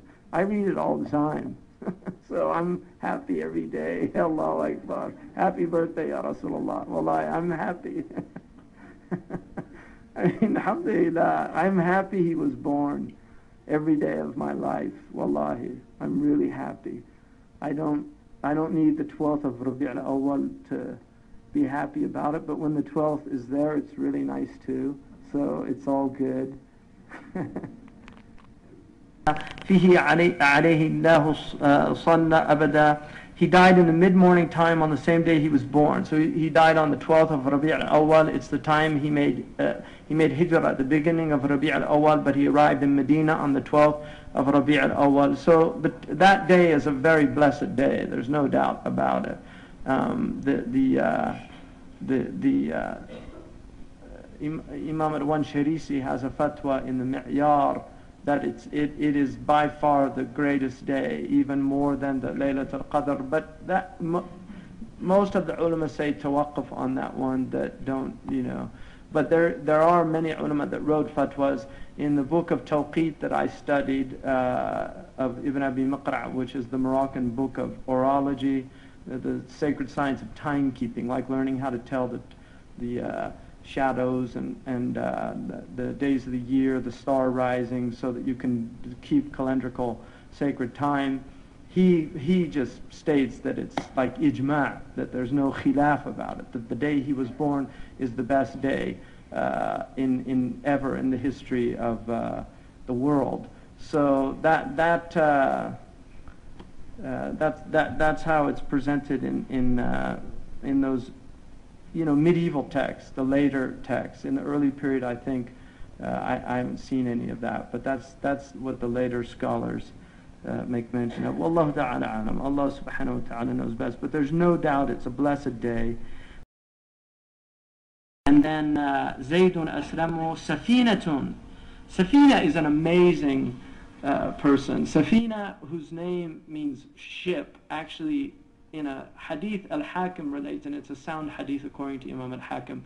Safina was in a shipwreck, and he ended up, he got to shore on a piece of a plank from the boat, and he was completely lost. And he went into this ghaba, like a forest, and this lion came. And Safina relates this himself. A lion came, and Safina, and the lion, he said, started growling at him like he was hungry. And Safina said, Ya Asad, O lion, Ana Safinatu Mawla Rasulillah. I'm Safina, and he said at that point the lion started wagging his tail. And then he said, he came up and he nudged him, and he would move left and right, and he showed him the way to the road. That Safina reports that himself. It's one of the miracles of karamat al-awliya. وَثْبِتًا لِلْأَوْلِيَا الْكَرَامَةِ وَمَنْ نَفَاهُ فَانْبِذًا كَلَامًا. Imam al-Laqani says, believe in the awliya, the karamat al-awliya, and whoever negates them, negate them. So, and then he also, Safina, said that when the lion took him to the road, he said, Hamhama ka'annahu yuwaddi'uni. He started going, as if he was saying goodbye to me, and then he left. Now there's also a riwayah thabita that Muawiyah confirmed when Uqba bin Nafi' went to Qayrawan in Tunisia.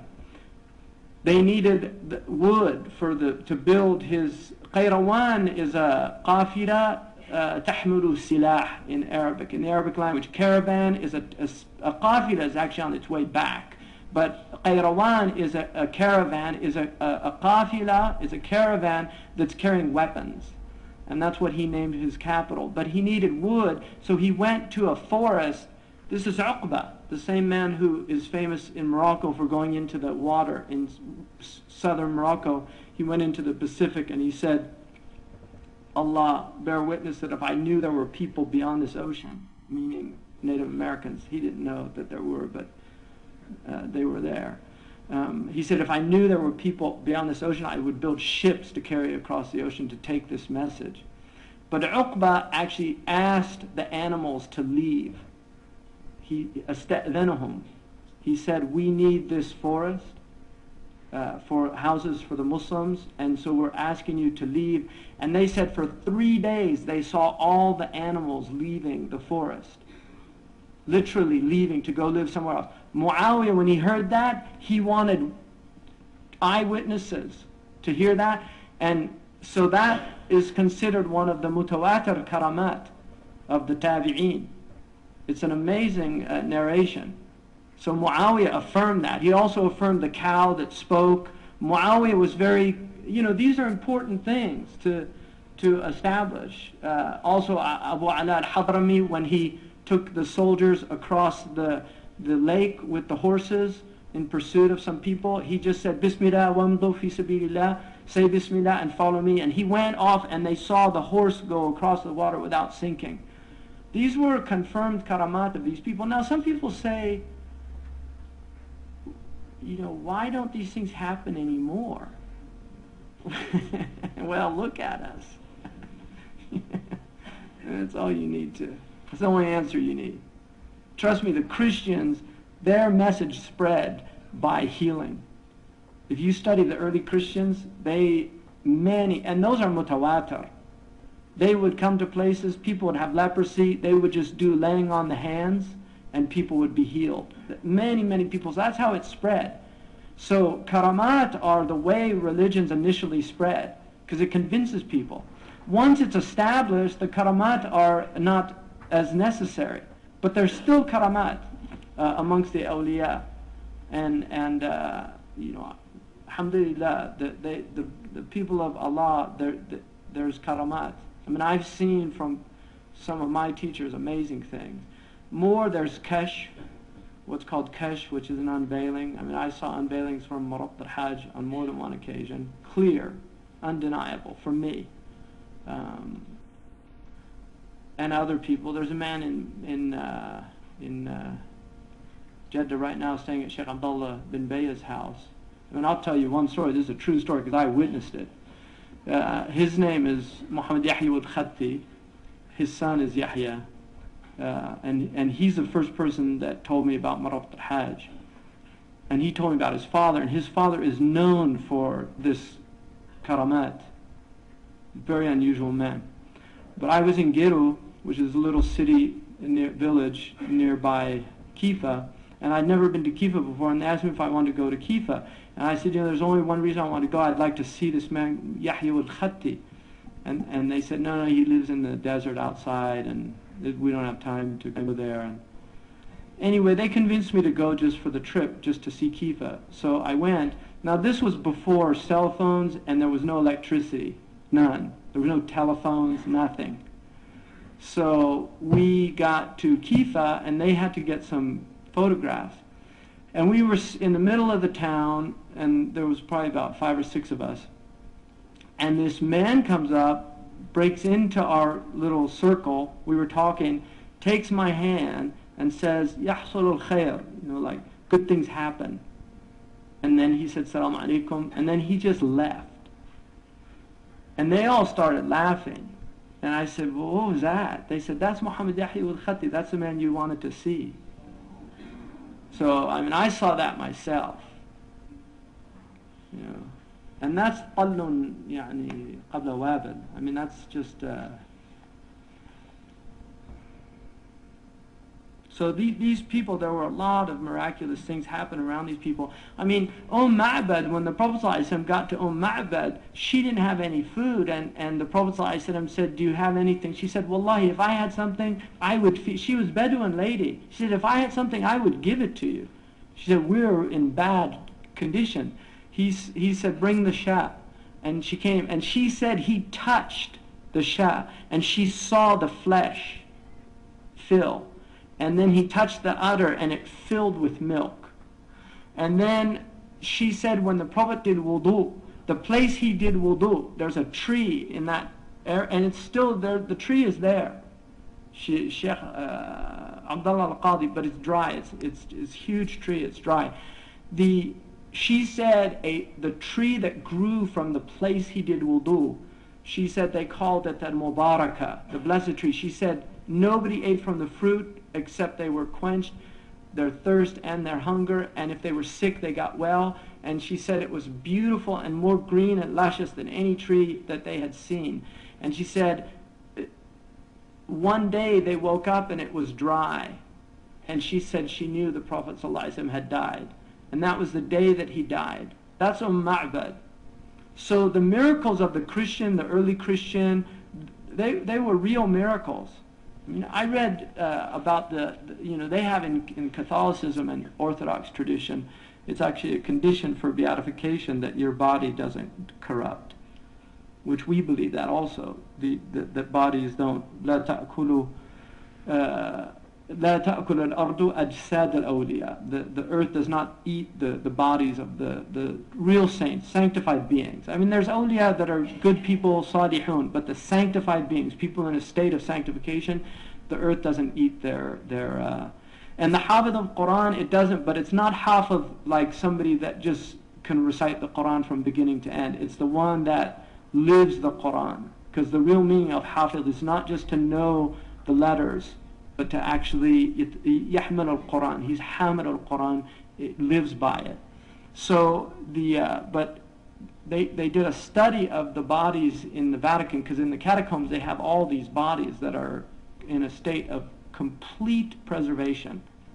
And this was, Discovery Magazine did an article on this, because they allowed the scientists to go in. Some of these bodies were had been mummified through the process that they do, tahniq, the Arabs call it. And those were often the popes would do that, just to like a little insurance policy, so hoping they'd get sanctification, just in case they were going to rot. They had them mummify them. But there were several that, and one of them was a pre-Islamic, she's a patron saint of prostitutes. She was a prostitute that made tawbah, pre-Islamic lady. One of the scientists said, I was in awe to look at this woman in perfect preservation. And he said, they explain it by the moisture, and they're in these catacombs and it preserves the body. That's how, but that's real. Here, many times, the grave diggers here, when they dig the thing, they find bodies in perfect thing. I know Sheikh Mahmoud al-Sawaf, one of the scholars from Iraq, who came and during the flood where Sayyidina Hamza's body was exposed, he saw, and I heard this eyewitness, and this is a man I have no reason to doubt his veracity, because he's one of the ulama. He was in Medina and brought in to rebury the body of Hamza, and he saw the body was undefiled and uncorrupted. Sayyidina Hamza radiallahu anhu. So, and also the musk scent that comes out of many of the graves, I've smelt it in several different places. It's real. So these are all signs for people that are open to them. If you're not open to them, Allah veils you from them. As simple as that. You have to be open to the unseen to experience the unseen. There's people that. I mean, every time we've gone to Maymuna, people come to me. Is that scent? Does somebody put that there? I was like, no. Every time I've gone there, it's there. So, somebody's going to go there and dump things, and it doesn't come. It comes only after Maghrib. It's not in the daytime, it's only in the nighttime. So, the same with the cave of the Prophet ﷺ. If you go into the cave, anybody that's ever been there, whoosh, the scent that you get when you first go in is just, and it's been recorded in books for centuries. I mean, some perfumer's making a lot of money, I guess, go up there every night. So it's good to believe in the karamat and not to deny them. Now, the other thing is to visit, ziyara. Ziyara, ziyarat al-salihin. Visiting righteous people. Now the salih,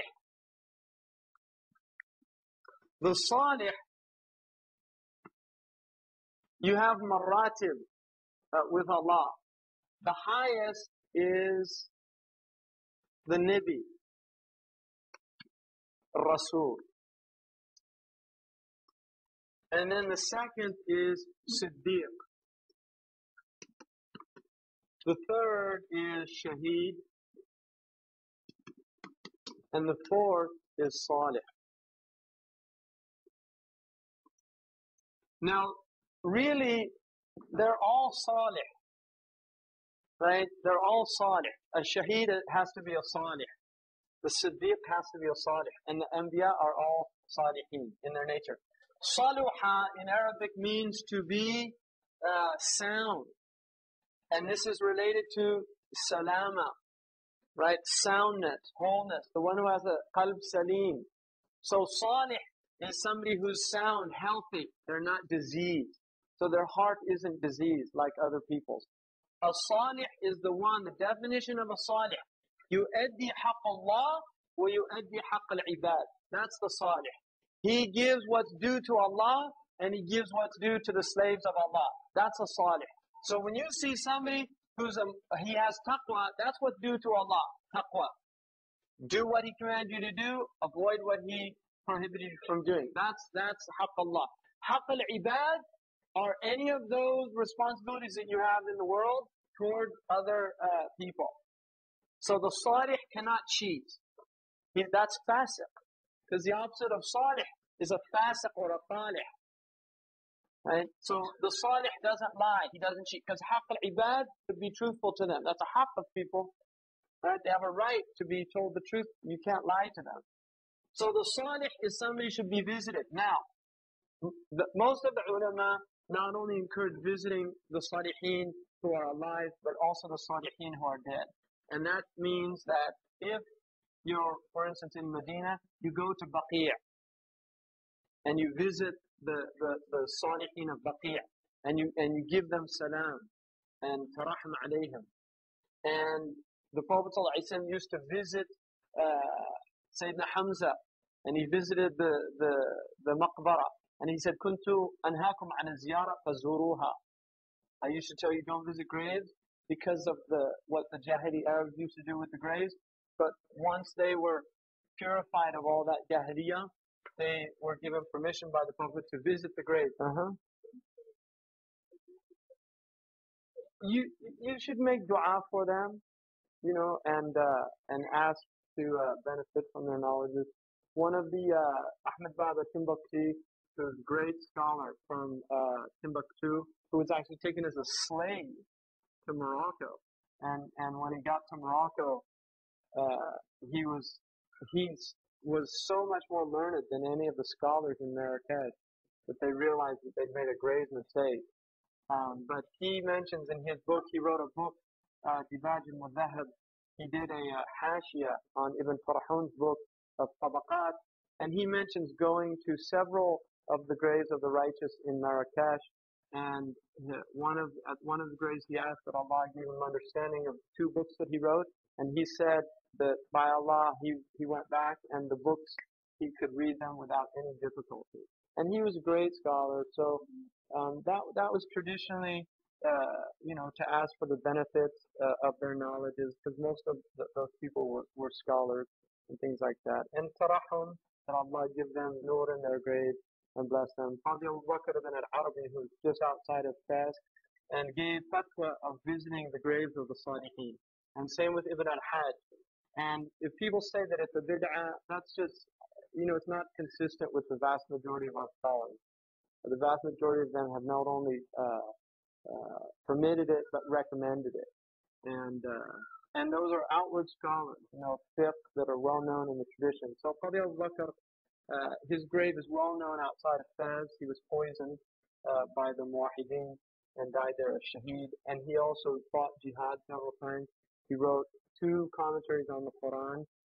He brought the Ihya Ulumuddin from Imam al-Ghazali. He studied with him the Ihya and actually brought it to Morocco and Andalusia. And just a great scholar there. And anybody who's been to that place, you know, there's a lot of barakah there, inshallah. So, but the people who are living, if you have an opportunity to visit them, and also, if you should have high himmah. In other words, you should desire to be one, so that our ummah has people that you can visit. Right? We need these people. So, you know, you should make the intention to be one yourself, inshallah, and that Allah give you tawfiq and give all of us tawfiq to do that. One of the poets, he said, إِذَا مَا عَلَى الْمَرْءُ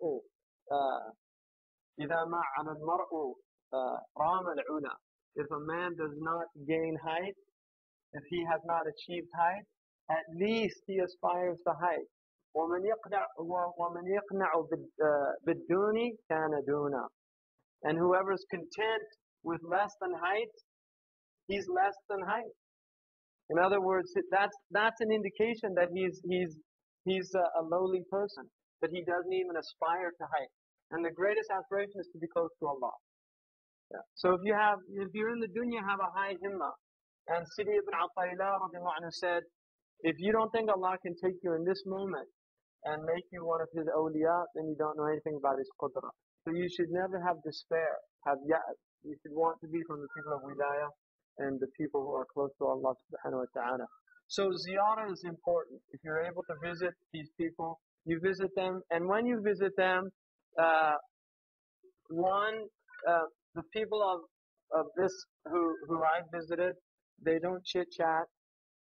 They're not people that you go to, you know, how are you doing and how you go for the benefit of learning something and also the benefit of their dua. And you should ask them for their dua because their dua might be accepted. And if it is, then you get the benefit of that. So you visit them, you ask them for the dua, and you show humility with them, humbleness, don't be arrogant. And I'll tell you something about Mullah Ramadan, who was from the Salihin. And he was the father of Shaykh Sa'id Ramadan al-Buti. And Shaykh Sa'id wrote a book, Hada Walidi, this is my father. And he's told about what a great man his father was. But I once asked Dr. Bukhar, who's a Libyan, about him. And he told me, and you can confirm this, he's in New Jersey, I think. He told me, I asked him, he said he met Mullah Ramadan. And I wanted to know, because it's always good to hear stories of these people, because it strengthens your iman. And he told me, subhanAllah, the amazing thing about visiting that man, he said, I've always hated kissing hands. And he said, just something I never really bothered me, that whole idea of kissing people's hands. And he said, I went in there and he said, he put out his hand and he said, I felt pressure on my head. And I went down and I found myself kissing his hand. And he said, I looked back and there was nothing there. And he just said that he was compelled to kiss his hand. You know, and he was a man of Allah. Shaykh Mullah Ramadan. He really was. He was a man of Allah. So those people, they're worth visiting. And fortunately, they still exist. You know, you can find them in, and there's some women that, like I've met, Murat Farhaj's wife, Maryam, is definitely, I consider her from the Salihat, Tuzar. And even their servant, Gabula, people go, when they visit Murat Farhaj, they visit his wife, and then they go visit the servant, Gabula, and ask her to make dua for them. And there's a woman there, Aisha bint Minni also, who's a very righteous woman and a scholar. She's a alima. Fatima bint Nawfal, who's in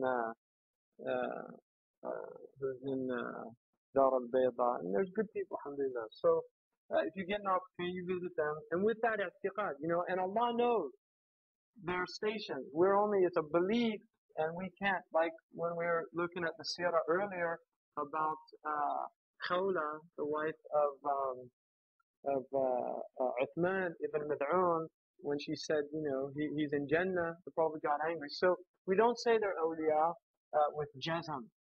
We believe that they're people of wilayah, but we can't say he's a wali and make a halaf and Wallahi innahu la wali wa in lam yakun wali fa ana that's up to Allah.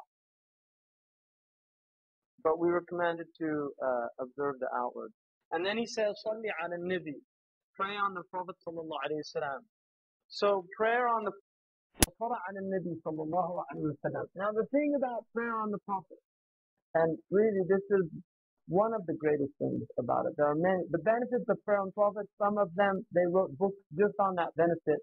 I've seen one book that had about 60 benefits of prayer on the Prophet sallallahu alaihi wasallam mentioned. One of them was that your passing the sirat is made easy, because the prayer on the Prophet will come on the Yawm al-Qiyamah when you have to pass across the bridge to the other side, and it will help you across. The hadith. It draws you closer to the Prophet ﷺ. One of the things about prayer on the Prophet is the more you do it, you will be forced to love the Prophet ﷺ. In other words, love will enter into your heart merely by the prayer. It's one of the benefits of the prayer. You increase in love and yearning for the Messenger of Allah ﷺ. It purifies the heart. It's considered a shaykh when there's no shaykh. And this is well known. Ahmed Zarruq said, when there's no shaykh, prayer on the Prophet purifies the heart. So doing a lot of prayer on the Prophet ﷺ, Allah subhanahu wa ta'ala says, Inna Allah wa malaikatahu yusalluna ala nabi. Both Allah and He secondly with His angels do salah ala nabi. Ya ayyuha alladhina amanu sallu alayhi wa sallimu taslima. Pray on Him and do taslim. So this is a command from Allah subhanahu wa ta'ala. It's a farz to pray on the Prophet sallallahu alaihi wasallam. At least, according to the Malikis, at least once in your life. According to the Imam Shafi'i's madhab, you have to pray every prayer. In Maliki madhab, it's mustahab. In the Shafi'i madhab, it's a wajib.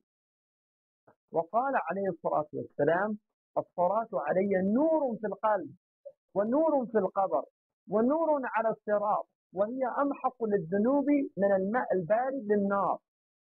And that's one of the few hadiths that Abu Bakr as-Siddiq relates. Abu Bakr as-Siddiq, if you look in the books of the hadith, he rarely relates any hadith. And that was related from him. That prayer on the Prophet ﷺ, prayer upon me, the Prophet ﷺ is saying, is light in the heart. It's nurun fil qalb. It's nurun fil qabr. It's light in the grave. Wa nurun ala sirat. It's light on the sirat, which is what you go across to get to paradise, and the hellfire is under it. And it is greater in its extinguishing wrong actions than cold water is for fire. And then Allahumma salli ala Sayyidina Muhammad wa alihi wa sahbihi wa sallam. This is a very short dua of the Prophet ﷺ, a prayer on him. And we know in the hadith, the Prophet ﷺ said that Jibreel gave him bushra that man salla alayya wahida sallallahu alayhi ashara. Whoever says prayer on the Prophet one time, Allah says prayer on him, which is rahmah, right?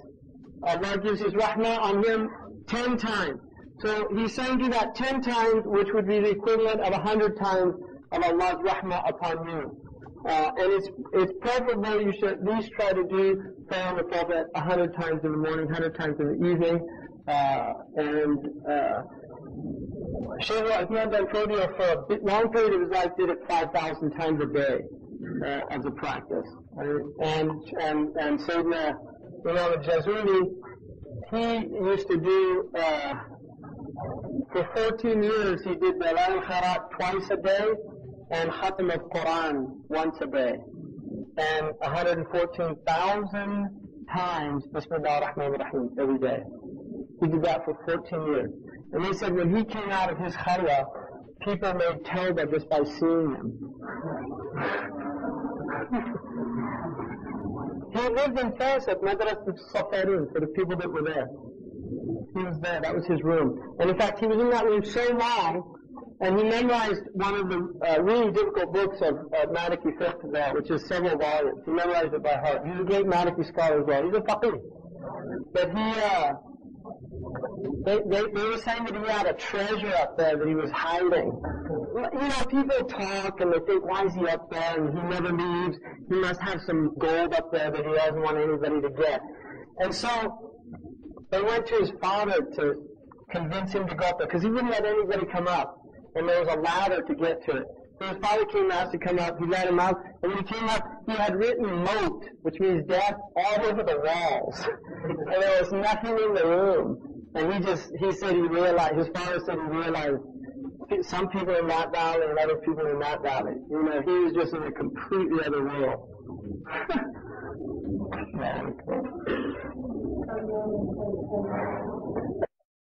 So Allah commanded us to do that. بدأ بنفسه وثنى بالملائكة. Right? He began with himself and then he said the angels. إن الله وملائكته يصلون على النبي يا أيها الذين آمنوا صلوا عليه وسلموا تسليما. And then also Ubay ibn Ka'ab radiallahu anhu, when the Prophet ﷺ, he said, Ya Rasulullah, how much of my dhikr should I make prayer on you? And he said, a fourth. And he said, that's good, and if you increase, it's better. He said, half. He said, that's good, and if you increase, it's better. He said, 3/4, that's good, if you increase, it's better. And then he said, I'm going to make all my dhikr prayer on you. And the Prophet said, if you did that, it's good. Imam al-Jazuli took permission from that for people that feel compelled that becomes their devotional practice, that they do prayer on the Prophet ﷺ. And there are people that do that. That's all they do. And I've met some of those people, and they're amazing people. They really are. They're always happy. They always smile, and they're really nice to be around. And I guarantee that is a quality of people that do a lot of prayer on the Prophet ﷺ. They're happy. They're not miserable people. So there's a great light in prayer on the Prophet. There's a great blessing. And it shouldn't be underestimated. Sidi Ahmed Zarruq said, if you don't have a murabbi, then the prayer acts as a murabbi. In other words, prayer on the Prophet will purify your nafs. So just doing prayer on the Prophet, and he recommends at least 500 times a day. Shaykh Uthman Tanfodio, he used to do 5,000 a day, and he did that for several years. And he saw the Prophet ﷺ in visions many, many times. Imam Malik radiallahu anhu was always doing prayer on the Prophet. The muhaddithun are famous for that, because every time they would recite a hadith, write a hadith, they would pray on the Prophet ﷺ. And Imam Malik said that he never slept ever a night except that he saw the Prophet ﷺ. So there's a great blessing in it, and people show that. And then another thing is tilawat al-Quran. The fourth thing is recitation of Quran, and preferably with tadabbur.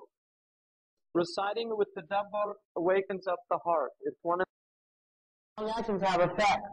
And so you pray on the Prophet ﷺ, because prayer on the Prophet acts as a murabbi for the heart itself and purification of the heart. Which is why also most of the later ulama all encourage those two specifically, because of the wrong actions that so many of us are engaged in, but also because by ijma' of the ummah, the only dhikr that's absolutely guaranteed to be accepted by Allah is salah ala nabi. Anybody who says Allahumma salli ala Sayyidina Muhammad, it's maqbool. إن الله وملائكته يصلون على النبي يا أيها الذين آمنوا صلوا عليه وسلموا وملائكته إن الله وملائكته يصلون على النبي وملائكته والمؤمنون عليه. So Allah subhanahu wa ta'ala commanded a command that He Himself began with, which you don't see that anywhere else in all the things Allah has commanded us to do. He doesn't begin with it except prayer on the Messenger of Allah. So Allah Himself said, Inna Allah wa malaikatuhu, and then He seconded it with His angels. They do this. And then Allah says, Ya ayyuhalladhina amanu, sallu alayhi wa sallimu taslima. Pray on the Messenger of Allah and do taslim. Allahumma salli ala Sayyidina Muhammad wa sallam. أنه من صلى على محمد صلاة واحدة صلى الله عليه وملائكته أربعة. So whoever prayed on the Prophet ﷺ one time, Allah prays on him 10 times according to the Sahih Hadith. And he said, whoever Allah prayed on 10 times, what else do they need in this world and the next? So, just pray on the Habib sallallahu alayhi wa sallam, مرة واحدة. الله أكبر. الصلاة عليه النور في القلب ونور في القلب ونور على الصراط. الصلاة عليه هو السلام قال الصلاة عليه نور في القلب ونور في القلب. الصلاة عليه نور في القلب ونور في القلب ونور على الصراط. So the Prophet ﷺ said that prayer upon the Messenger of Allah is light in this world, light in the grave, and then light on the sirat. So in other words, it will give you light, guidance, in when you need it. It will give it in the grave. It will make your grave light instead of dark, and then it will make the sirat light so you can see to get across it. نور في القلب. Yeah. نور في القلب. Light in the heart.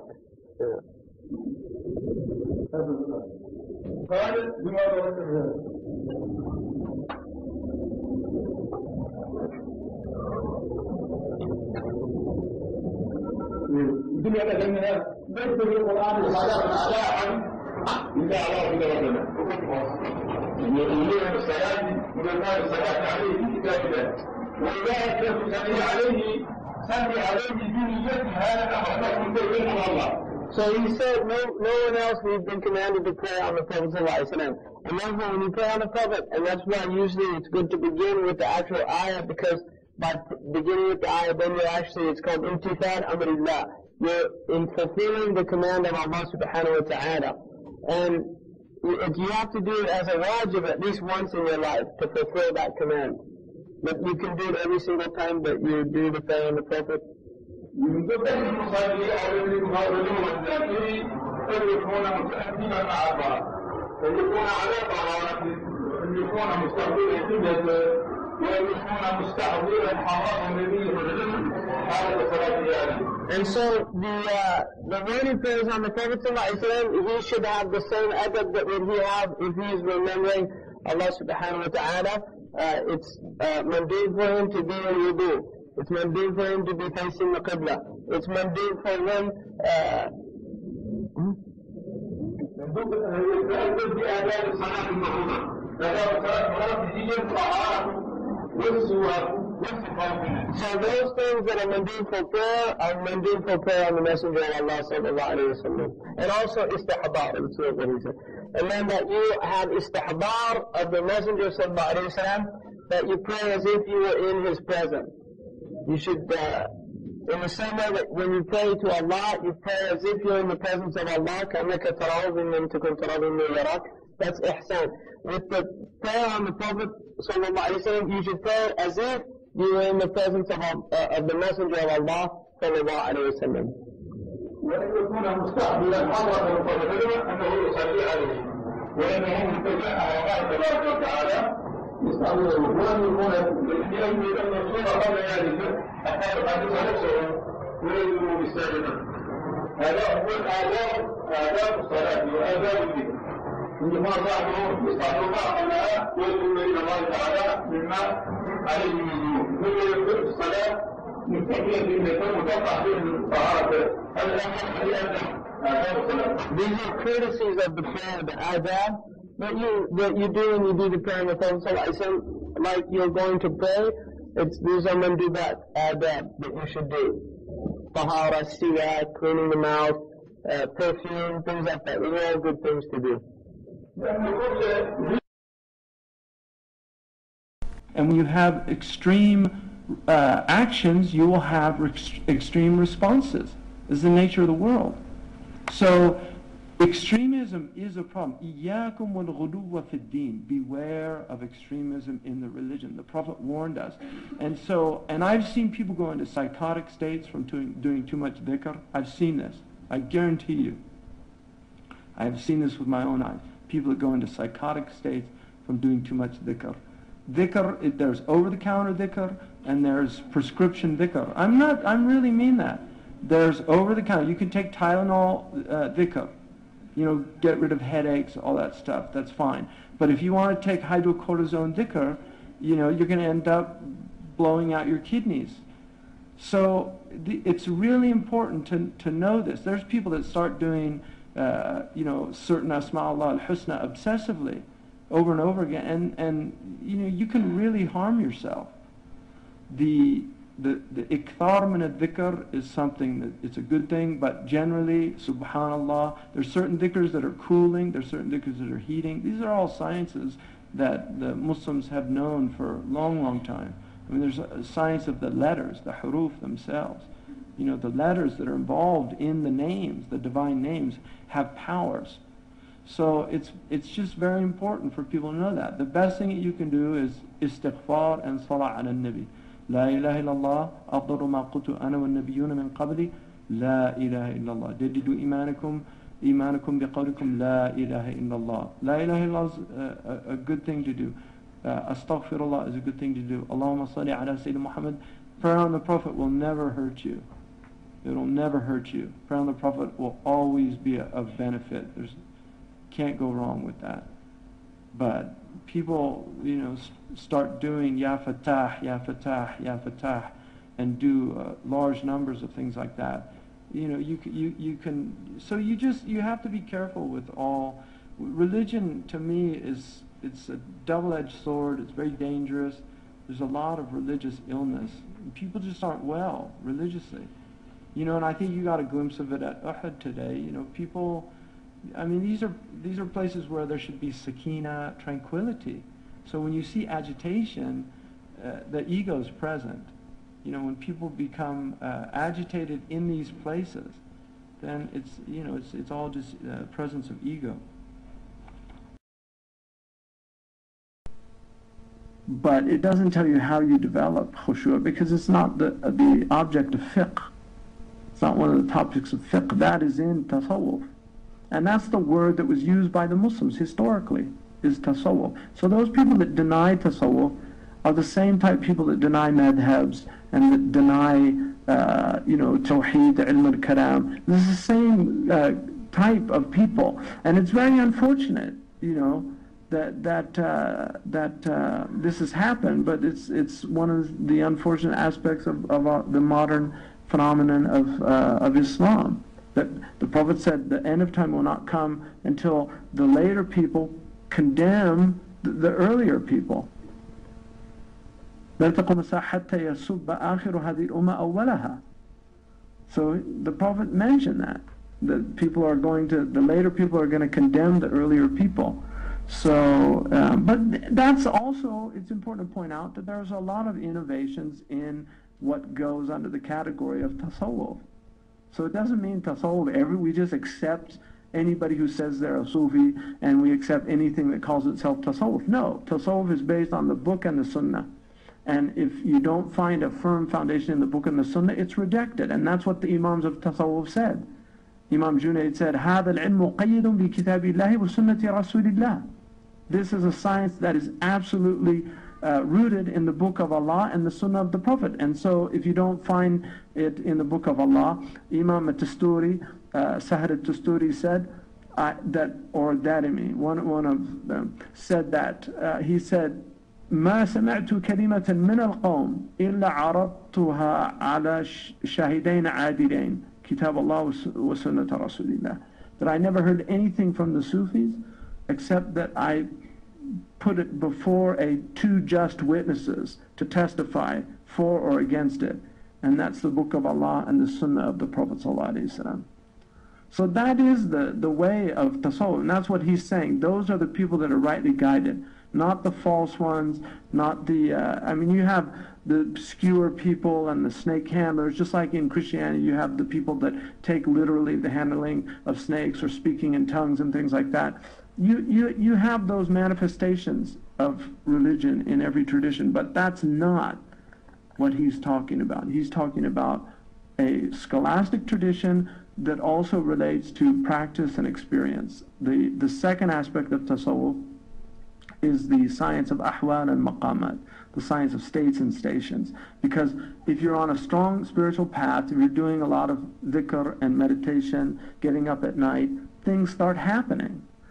And some of it, there's ways to distinguish between inward sensory terrestrial, inward sensory celestial, inward meaning terrestrial, inward meaning celestial, outward terrestrial, outward celestial, outward meaning terrestrial, outward meaning celestial, outward meaning terrestrial, inward, outward terrestrial, sensory. I mean, those are all categories in that science, and they look at things. So people have what they think is a spiritual experience, and it's not. It's just your ego.